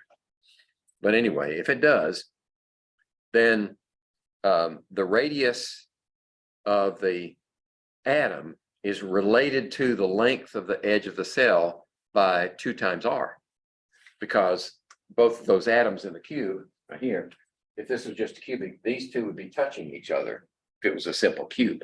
So that one's really easy to do. If you know the size of your unit cell, the cubic unit cell, you can find out the radius of the atoms.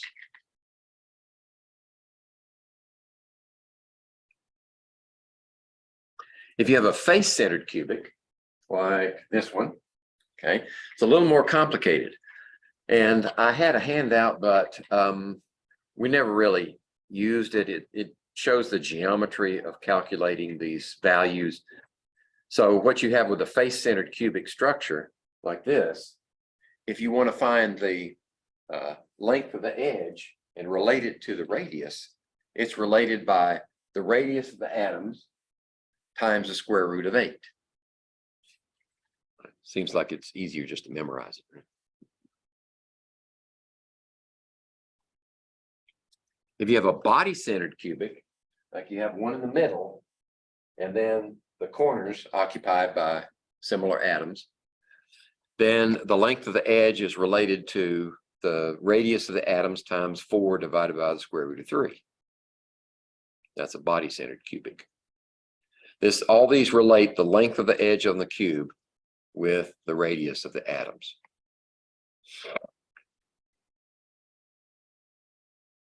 So in this concept check, let me see how far along we're coming. I know we have time, but I'm getting tired. I don't know about you. Yeah, we've got a little ways to go.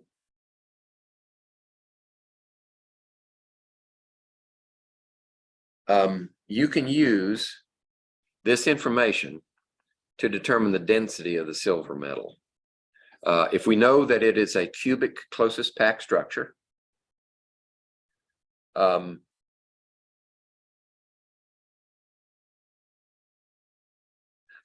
the unit cell is face-centered cubic. So for silver, you've got a silver atom here and one on each of the faces of the cube. Face-centered cubic. We know that the unit cell edge is 409 picometers. So what's a picometer?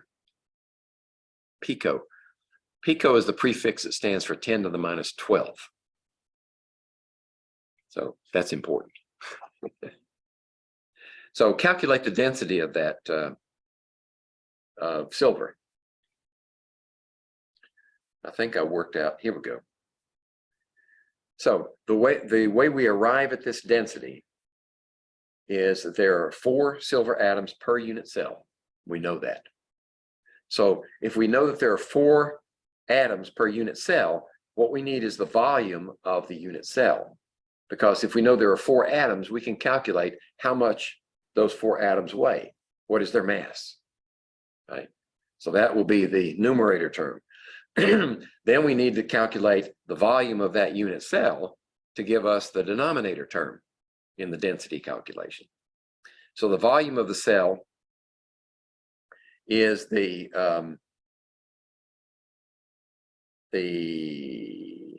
why did I use D?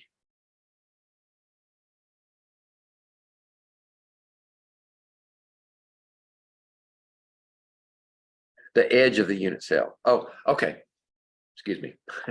The volume of a cube is that distance cubed, right? Okay, that's what D is, that distance. So that edge length we know is 409 picometers cubed. And all we have to do is some dimensional analysis and convert those picometers from cubic picometers to cubic centimeters. Right? Do we need to do that? Okay. 6.84 times 10 to the 7th.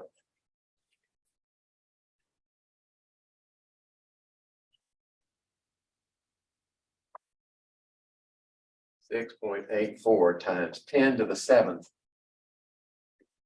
picometers cubed. So how many centimeters in a picometer?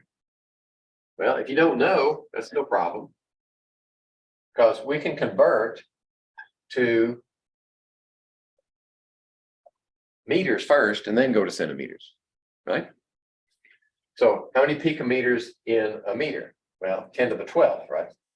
If each picometer is 10 to the minus 12th meters, then 10 to the 12th picometers in a meter. Now we can convert, we have to cube that, right? Because that's not cubed, it is now. So that gets rid of these. It leaves us with cubic meters, and now we get rid of our meters and go to centimeters. So we have 100 centimeters in a meter, and we have to cube that also. So now we have the volume is this cubic centimeters, right? And that's where we get 6.84 times 10 to the minus 23rd cubic centimeters. And now we have to figure the mass. So what's the mass of 4 atoms of silver? 4 atoms times 107.9 grams per mole. Okay, so that's how many grams a mole weighs, but we only need so many atoms, right? So we convert that molar mass to atom mass for 4 atoms. And then we divide by the volume. So that's what we've done right down here. These terms convert to mass, and then we stick in the volume here, and that calculates out to 10.5 grams per cubic centimeter. Okay, dimensional analysis time. So there are several models for bonding of metals. We're not going to go into a lot of detail. The first model that was proposed that made sense to anybody was called the electron C model. And all it did was, let's see, do I have a, yeah. It said that you've got these electrons floating around your nuclei for the metals. And depending on the nuclear charge, you get an equivalent number of electrons in that region. It was not very, and the electrons in the C, so to speak, around the nuclei these were valence electrons only. The core electrons were bound to solid, they couldn't move. So these are valence electrons. So the atoms that would produce a single positive charge, like sodium and potassium and rubidium, would only have the equivalent of single electrons in the C. Whereas the alkaline earths would be like magnesium, calcium, strontium, they would have 2+ charge, they would have twice as many electrons in the C.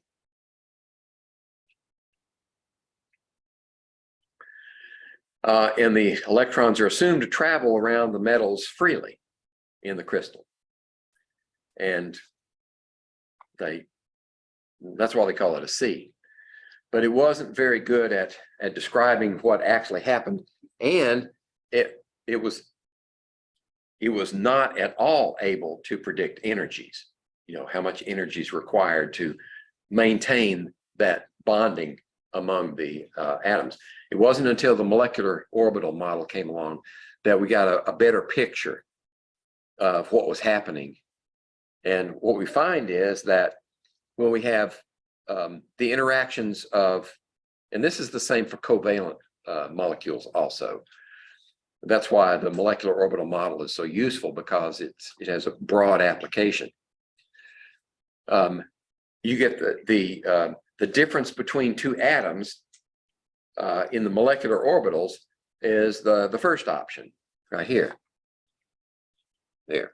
But the more atoms you get, the closer that their molecular orbitals get together, until when you get a mole or more of atoms, metal atoms in there with their overlapping, with their molecular orbitals that are so close together, then it takes almost no energy at all to move electrons from one atom's orbital to the next. And that's why metals are very good conductors of electricity and heat, because there's virtually no difference between the molecular orbitals of a wire or a chunk of metal. This is another way of looking at it, but I'm not so sure it solves any problems. When we put either two metals or three metals or four metals together, or we add sometimes you add non-metals, we form alloys. These are homogeneous mixtures of the metal and another metal or a non-metal. And they can occur in two different forms. The substitutional alloy is where you start off with one of the metals in its crystal structure, and then you take the alloying metal atom and you stick it in there, substituting for one of the atoms in the other metal. That's substitutional alloy. Interstitial alloy is where you take usually a smaller atom and put it in those voids that we saw in the previous video. They just go right in there. And a good example of that is steel. So you'd have these iron atoms in their layers and with the voids, and every so often you have a carbon atom sticking in one of those voids. It doesn't take many of them to produce steel. In fact, high carbon steel is like 0.3%. It's pretty small. Low carbon steel is like anything less than like 0.1%. But this is an example. Brass is a substitutional alloy where you get zinc stuck in there in replacing some of the copper atoms, whereas the carbon atoms fit in these voids for an interstitial alloy. And you can get combinations. Right? There are several types of steel now that still have the carbon in them, but they've also got other atoms. Like some of them will have silicon, aluminum, chromium, right? For stainless steel will substitute for some of those iron atoms, but you still have the interstitial carbons in there too.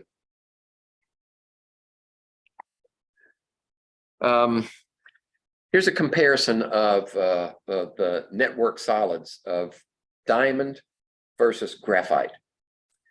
For diamond, you've got covalent bonds between every carbon atom and its neighbor.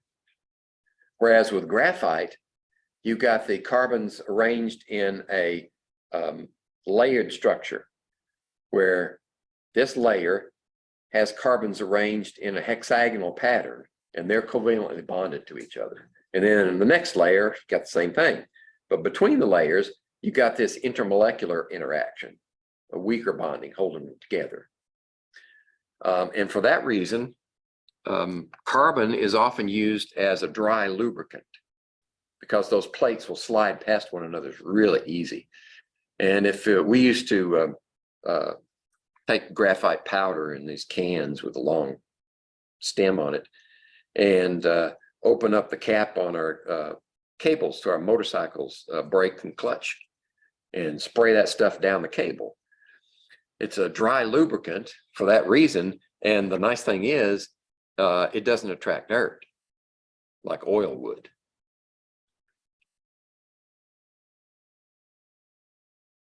Okay, so this is making the point that typical metals have filled and unfilled molecular orbitals, and they're very close to each other in a metal. So if you've got electrons in these filled molecular orbitals, just a little bit of energy will bump them into that empty molecular orbital, and it can, that transfers through the whole metal. So a little bit of energy keeps the electrons moving. Whereas with a diamond, you've got filled molecular orbitals down here, and then the empty molecular orbitals are much, much higher energy. So that is an explanation for why a diamond is an insulator. I mean, it doesn't transfer electricity or heat efficiently, whereas metals do. And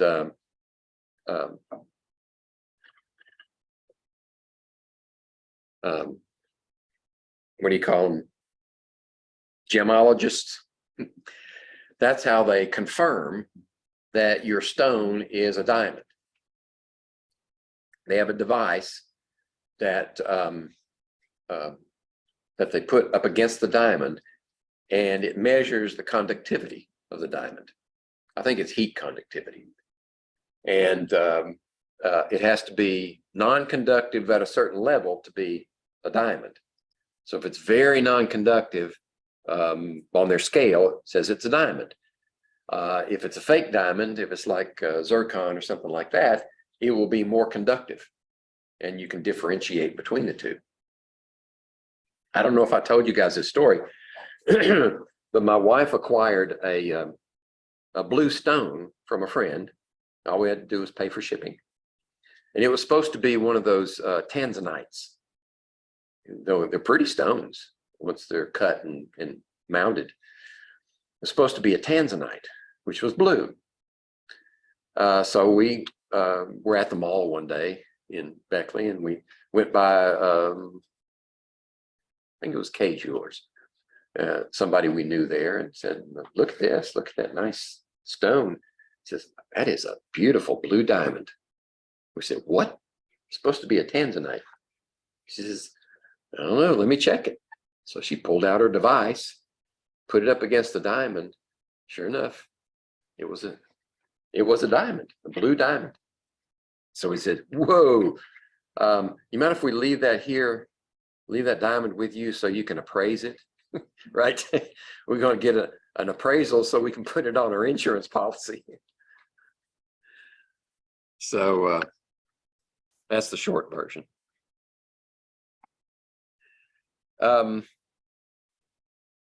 So network atomic solids of some types, particularly where, and this is a takeoff from the graphite, where we have those hexagonal structures. The bonding among the atoms in the hexagonal structure and the layers is very strong, and it's due to this pi system. In other words, we have the on-axis sigma bonds between the carbons, but we have these unused p orbital electrons, and they overlap, and they form this pi structure above and below, and that adds to its stability.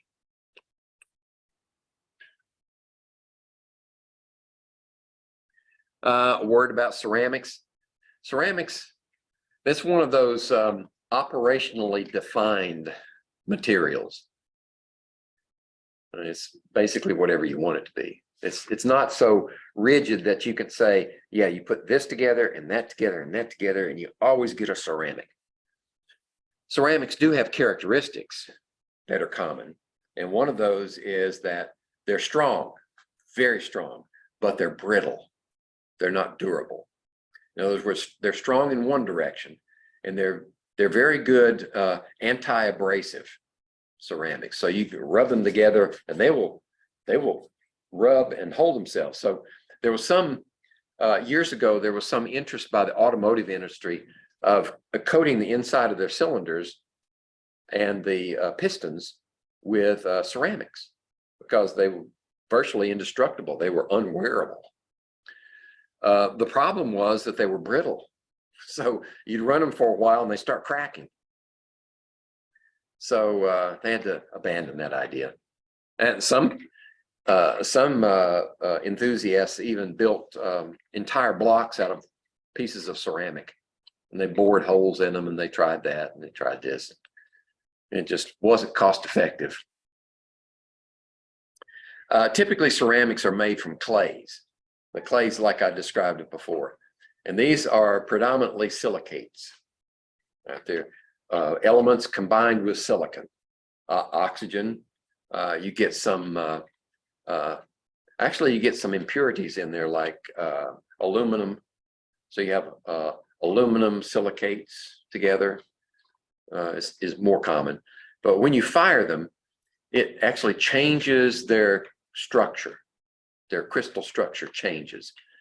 And one word that I've seen used for that is called a pozzolanic reaction. Now that's another one of those operationally defined, and I've tried to nail it down, but I can't. It just, it's a general term that describes the firing of clays. So you'd see that in stoneware in China. You'd see it in these dishware that some artists make. There's one, I don't know if they're still in business, on the way from Beckley toward Summersville after you cross the bridge.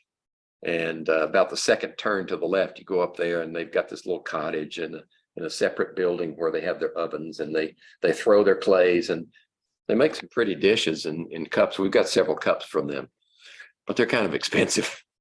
But firing them like that changes the structure so that it's very hard, rigid, and it's the same type of reaction that occurs when you make bricks to veneer your house with it. Semiconductors. Semiconductors are a special kind of, I would even call them an alloy. What you do is you have a pure substance, preferably a metalloid. One of these, say silicon, phosphorus, arsenic, selenium, right along that jagged line between the metals and non-metals. Most of the semiconductor industry is based upon silicon, pure silicon. And if you've ever seen them grow a silicon crystal, they come out, pure silicon, they come out about that big around and about 8 feet long. And it's very exacting in the conditions required to grow a crystal that big. And then they take the crystal and they slice it, and they make silicon discs. And then they start coating them with things, doing things to them to make the semiconductors and the microchips. But these semiconductors are made in basically two types. One is the N-type semiconductor. And in order to do that, what you have to do is you take silicon and you say, you use, you dope it with an atom that has one more electron, valence electron, than silicon does. So phosphorus would be a good example where you could use that and dope it with phosphorus. And that would make it an N-type. So every time you have that phosphorus in there, you got an extra electron that can move. A P-type being positive, you use something that has one less electron than silicon, and that would be like aluminum maybe, or gallium. And it had one less electron, or even boron. And that would make what they call a hole, a positive hole. And for convenience, they say either the negative moves or the hole moves in the process of building up a semiconductor.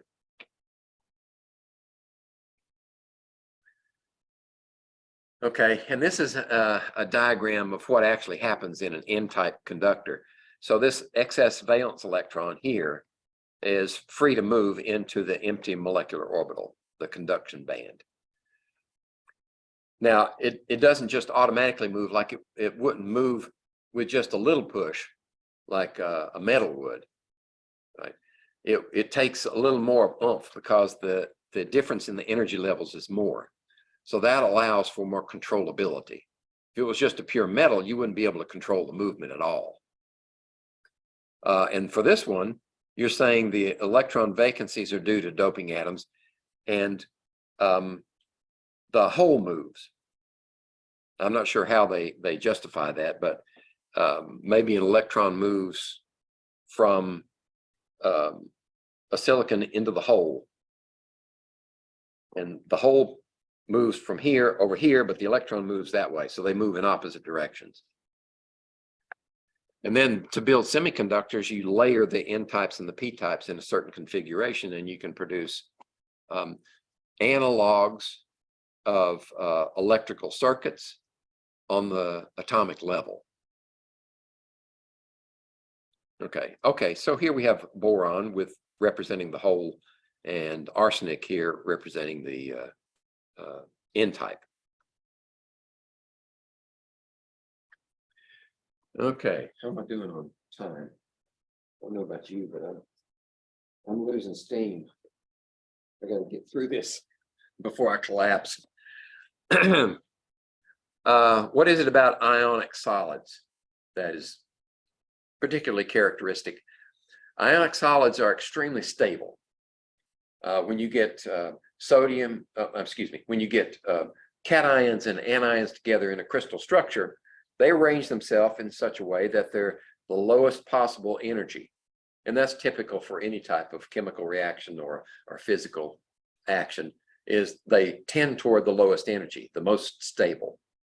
Ionic solids are very stable, which means that in order to change its state, you need to put a lot of energy into it. They have very high melting points. Now, you can melt salt, sodium chloride, and there's some engineering designs for nuclear reactors that use liquid sodium chloride as a heat transfer medium. And the reason that they have high melting points is because the electrostatic attractions are so strong. Now, the thing that amazes me is that you have to heat sodium chloride up to enormously high temperatures. I don't know what it is, but very high temperatures to get it to melt and separate the sodium and the chloride ions. But you can throw sodium chloride in a glass of water and it gets ripped apart like that. So you've got to think that this hydrogen bonding water is able to associate the dipole with the ion, the dipole-ion interaction. And you gather, as you start to loosen its grip on the crystal, other water molecules move in around it and they hydrate it, and they eventually rip it apart, right? So separating the ions of a sodium chloride crystal should, by the laws of conservation of energy, should take the same amount of energy to pull those ions apart as it does when you melt them. It's just you don't need high temperatures to do it. That always amazed me. So, what is responsible for the difference in melting points of different ionic solids? There are two things. One is, what's the total charge on the ions? So, a singly charged sodium and chloride, positive and negative, has a certain attractive force. But a doubly charged magnesium and oxygen, having a +2 and a -2, would have a stronger attractive force based upon the charge difference, right? Pure electrostatics. The other influence is distance. What's the distance between the center of the ions? If these two big ions, like sodium and chloride ions, are that far apart, then if you can get them closer together, which we do with the magnesium and oxygen, the electrostatic attraction is much stronger. And that's simply based upon Coulomb's law, which is analogous to Newton's law of universal gravitation. Right? The closer they are, the strength of the attraction increases by the square of the distance. So if you decrease the distance by half, the strength of attraction goes up 4 times. Okay, so the intermolecular forces for magnesium oxide is much, much higher than it is for sodium chloride.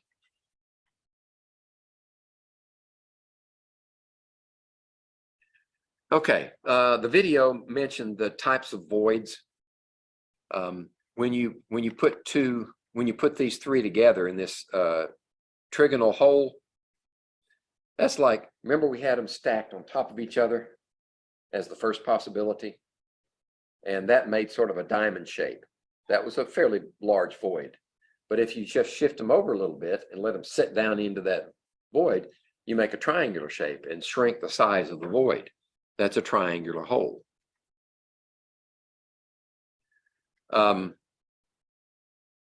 In binary ionic crystals, now we're talking, at first we were talking about equal spheres all over. Now, if we talk about binary ionic solids where you have a cation and an anion in the mix,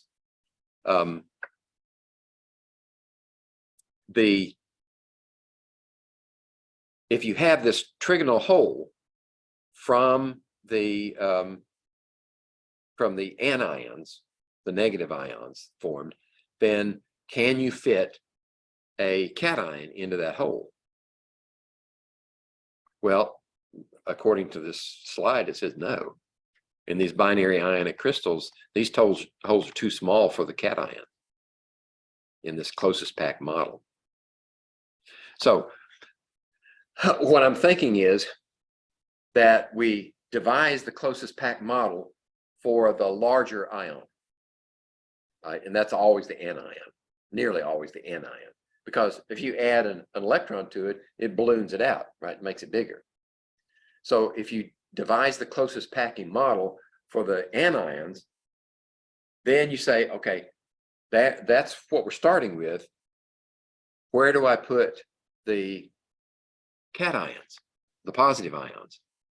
Right? Do they go into the void? If it's a trigonal hole, this says that they're too small. They can't fit in there. But if we have a tetrahedral hole,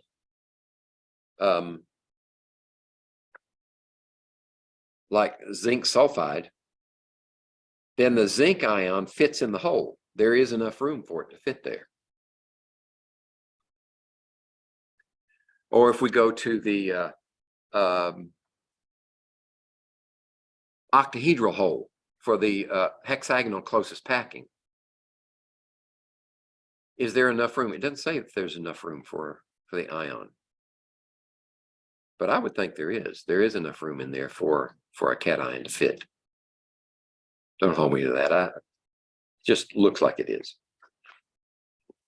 Oh, so we do get this.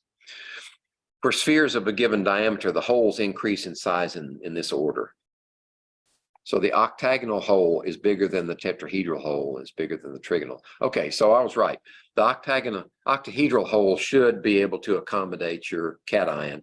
The tetrahedral accommodates your cation, but the trigonal doesn't. And this is a compilation of all the types of the solids and their properties.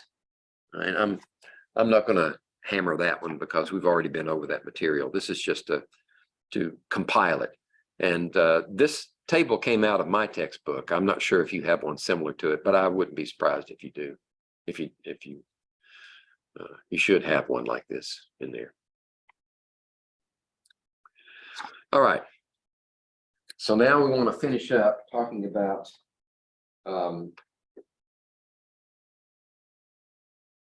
physical properties. Yeah, physical properties of solids and liquids, and how those intermolecular forces affect these properties. So the first one we come to is vapor pressure. So what is vapor pressure? Well, if you have a liquid in a container like this Erlenmeyer flask, and you don't have a cork in it, what's it going to do? It's going to keep evaporating until it's all gone, right? Because the molecules are only going one way. They're going into the vapor phase and then out. So you have to cap it. You have to have a closed headspace in order to measure vapor pressure. And what happens at first, when you first cork the flask, is there are no molecules in the vapor phase. They're all in the liquid phase, and they're starting to leave the surface of the vapor phase, of the liquid, into the vapor phase. Okay. At some point, you get enough of them in the vapor phase that they start returning. So you get this balance between evaporation and condensation. And when you reach that balance point, then there is a gas pressure established in the headspace that is sufficient to drive molecules back into the liquid phase at the same rate that they're evaporating. And that establishes the vapor pressure for that liquid. That's an equilibrium state, a physical equilibrium state. Okay, and this is what it would look like, the rate of condensation versus evaporation. The evaporation rate is the same always. It depends on the temperature. But the rate of condensation depends on how much pressure, head pressure there is, vapor pressure there is above the liquid. And once it reaches a certain vapor pressure, the rates are equal and you have an equilibrium established.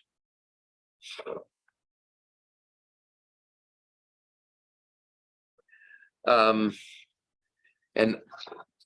that is, and we'll talk about this more later in terms of chemical equilibrium. But on the macroscopic level, you'll see the liquid level drop and it'll stop. At that point, the macroscopic observation says there's no more change. We've reached a steady state or an equilibrium.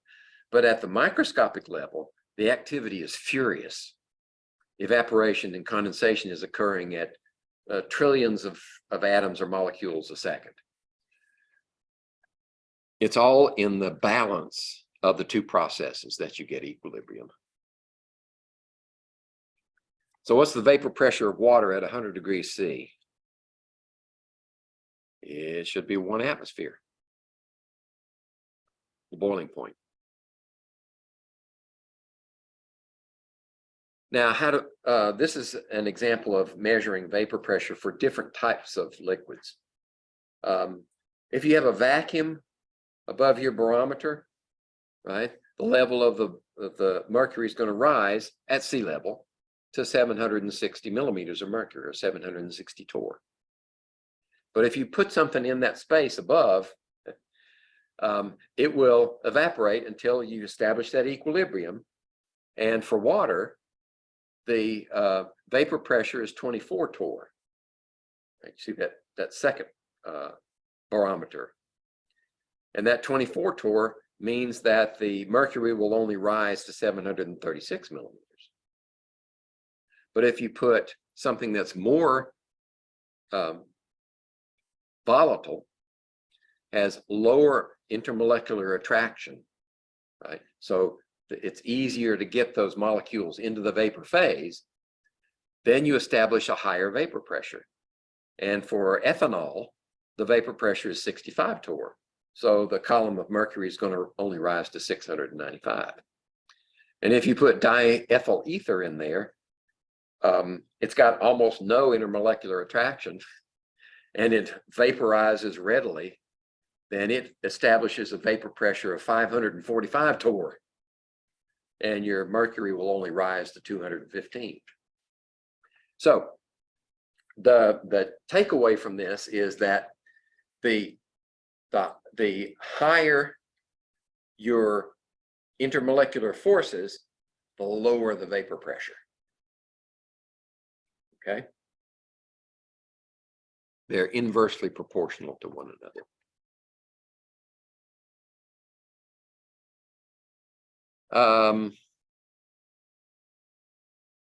And temperature has a bearing also. It always affects the vapor pressure. So when you see a vapor pressure quoted for a certain liquid, it will also have with it a temperature. This vapor pressure at that temperature.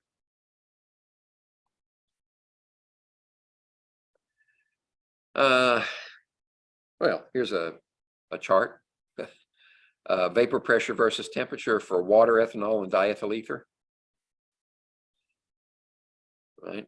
So for 1 atmosphere vapor pressure, you only have to increase the temperature of diethyl ether to 34.6 degrees. You have to go up to 78.4 degrees for ethanol to get 1 atmosphere pressure. And of course, water's atmospheric pressure at 1 atmosphere is you got to go to 100 degrees.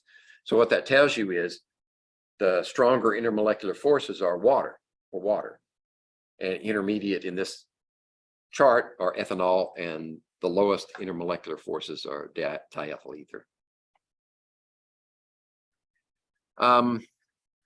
The relationship with vapor pressure and temperature can be expressed in this equation, which the most useful form is this bottom one.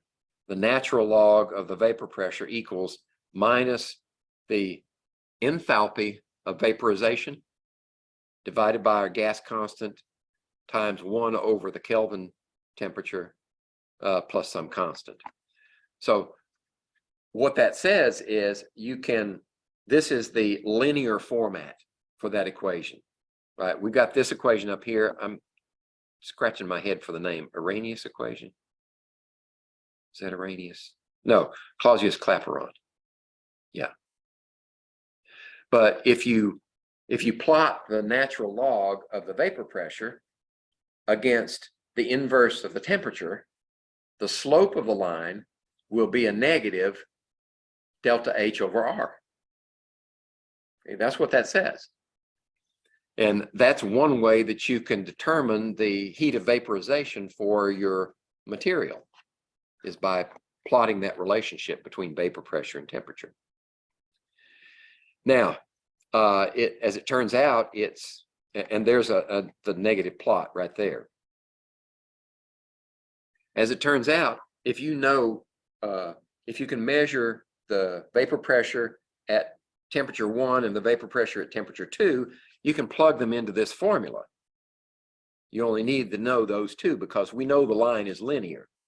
So we've rearranged the equations to the point that if you have these values here and those values there, then you can determine the heat of vaporization that way. Or if you know the heat of vaporization and you've got these other variables determined, you can find one of them that's unknown.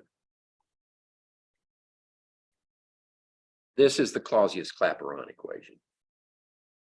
And I think I've got the Clausius-Clapeyron equation in useful information. Let me check it to be sure. It should be on the back page of one of these.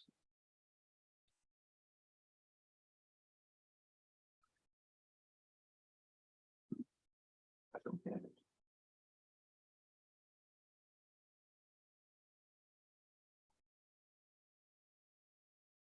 Oh, maybe that's the wrong one.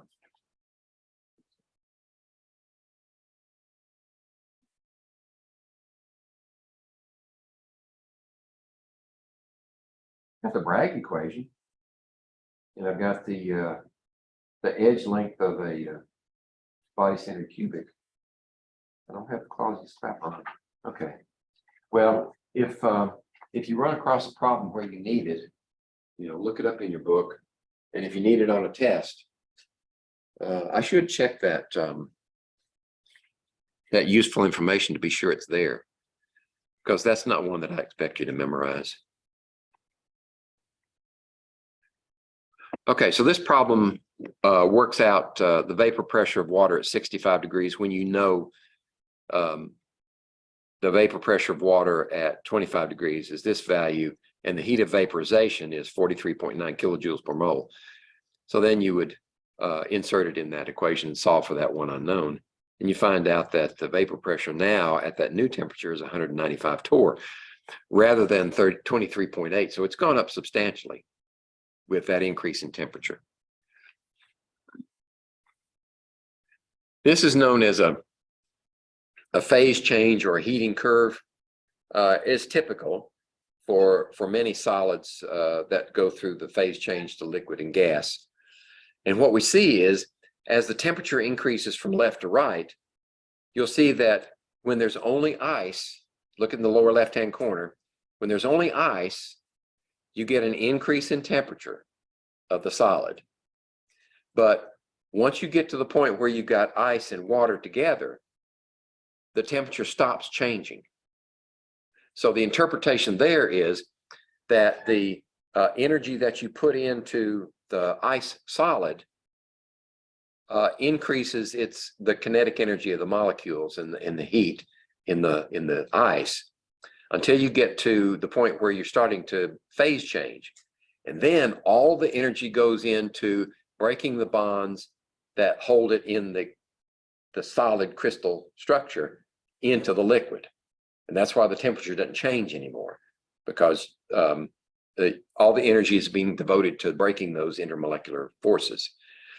And then once you've got all water, then you start heating it again. And the temperature rises as you add heat until you get to water and steam together. And then it levels out again.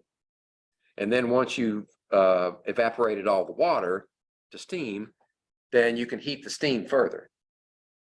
And in some industries, heat transfer from one place of a plant to another is conducted by high pressure steam.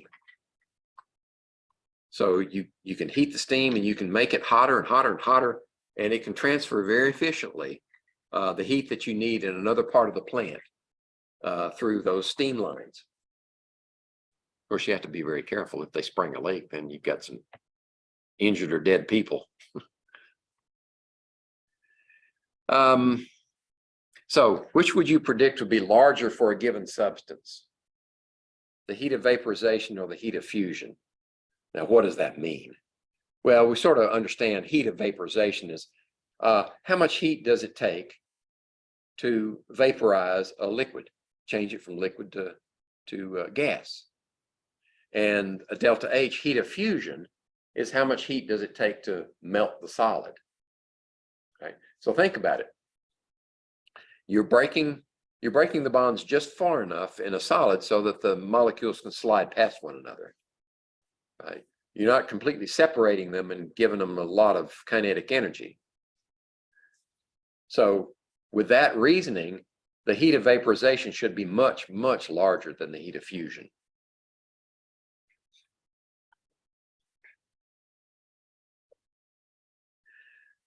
Okay, so that we can also represent relationships among the solids, liquids, and gases of a material using phase diagrams.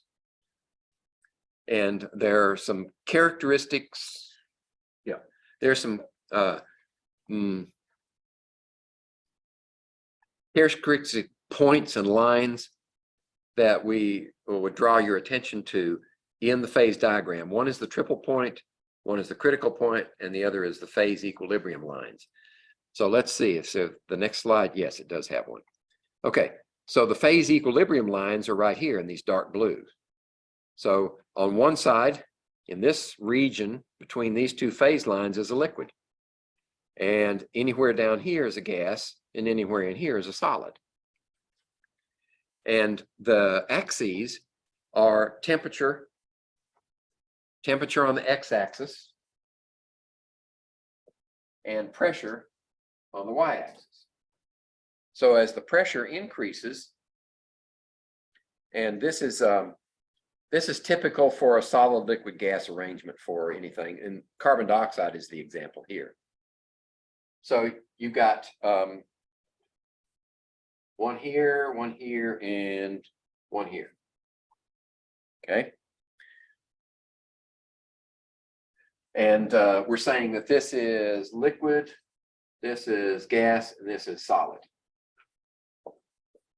Okay, so what's happening if you maintain the pressure at any point, say we keep the pressure down here kind of low, and you maintain the pressure and you increase the temperature, you're going to go through a solid phase, and then at this point, at this temperature, you're going to change it to a gas. So anywhere along this line, at that pressure, you're changing to a gas, going straight from a solid to a gas. It's sublimating. Okay. If you're up here at a much higher pressure and you increase the temperature, then you're going to go through a liquid phase first. And then you keep going, you're going to get to the gas phase. Okay. Or you could hold the temperature constant and change the pressure. So if you increase the pressure on this gas at that temperature, then you get from a gas to a solid. But if at this temperature, you'd have to go from a gas to a liquid before you get to the solid. Okay. So those are the phase change lines and what they mean. This right here is the triple point. So theoretically, not theoretically, it actually happens. At this pressure and that temperature, you have all three phases together, solid, liquid, and gas. And the other one is right up here. At this point of temperature and pressure, in this region out here, you have what's called supercritical fluid. The material behaves like a fluid, it flows, but it's not gas and it's not liquid. And supercritical fluids are used, they're industrial now. They were once a laboratory curiosity, and now they're used industrially to make things like Sanka coffee crystals or decaffeination of coffee. One thing about these supercritical fluids is that they penetrate any structures with ease. They go right in. We used to use it for extracting metabolites from living cells, living tissue. So we put them in there, and we'd create the supercritical fluid, the supercritical carbon dioxide, and it would go in and dissolve everything from the plant material at a reasonably low temperature. So there was no risk of thermal damage to the molecules that we were trying to extract. And then once we got that out of there, we had extracted that from the material, then all we have to do is just release the pressure, and the carbon dioxide evaporated and left behind our extractant. It's very efficient. This is a phase diagram from water. Notice it's somewhat different in this phase change line right here. Instead of going to the right, it goes to the left. So that says that at a given temperature, at this temperature right here, say, you can go from a liquid to a solid to a gas. Or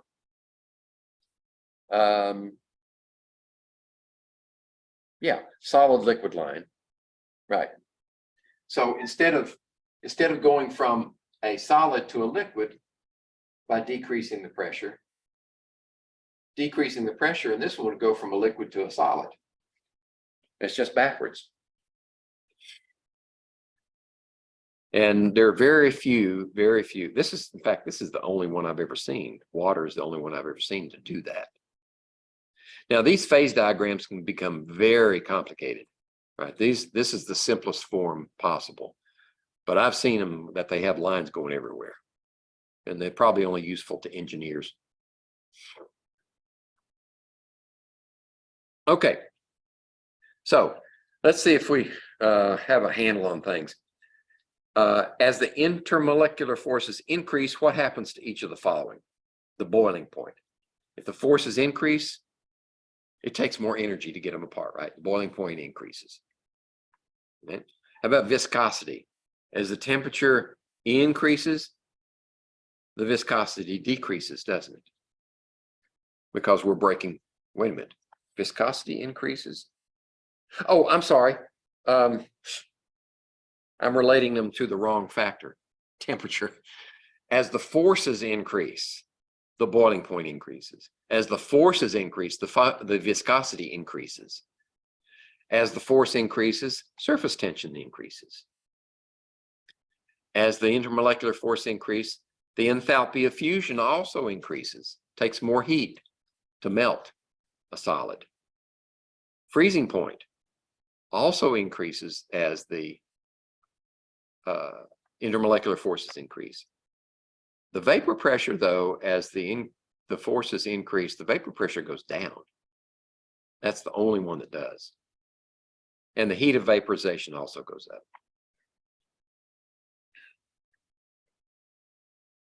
Oh, we're done. All right, so let's see. Based on our schedule, we've covered this one. And you're going to take the safety thing home with you and bring it back. The next week, all we have to do is cover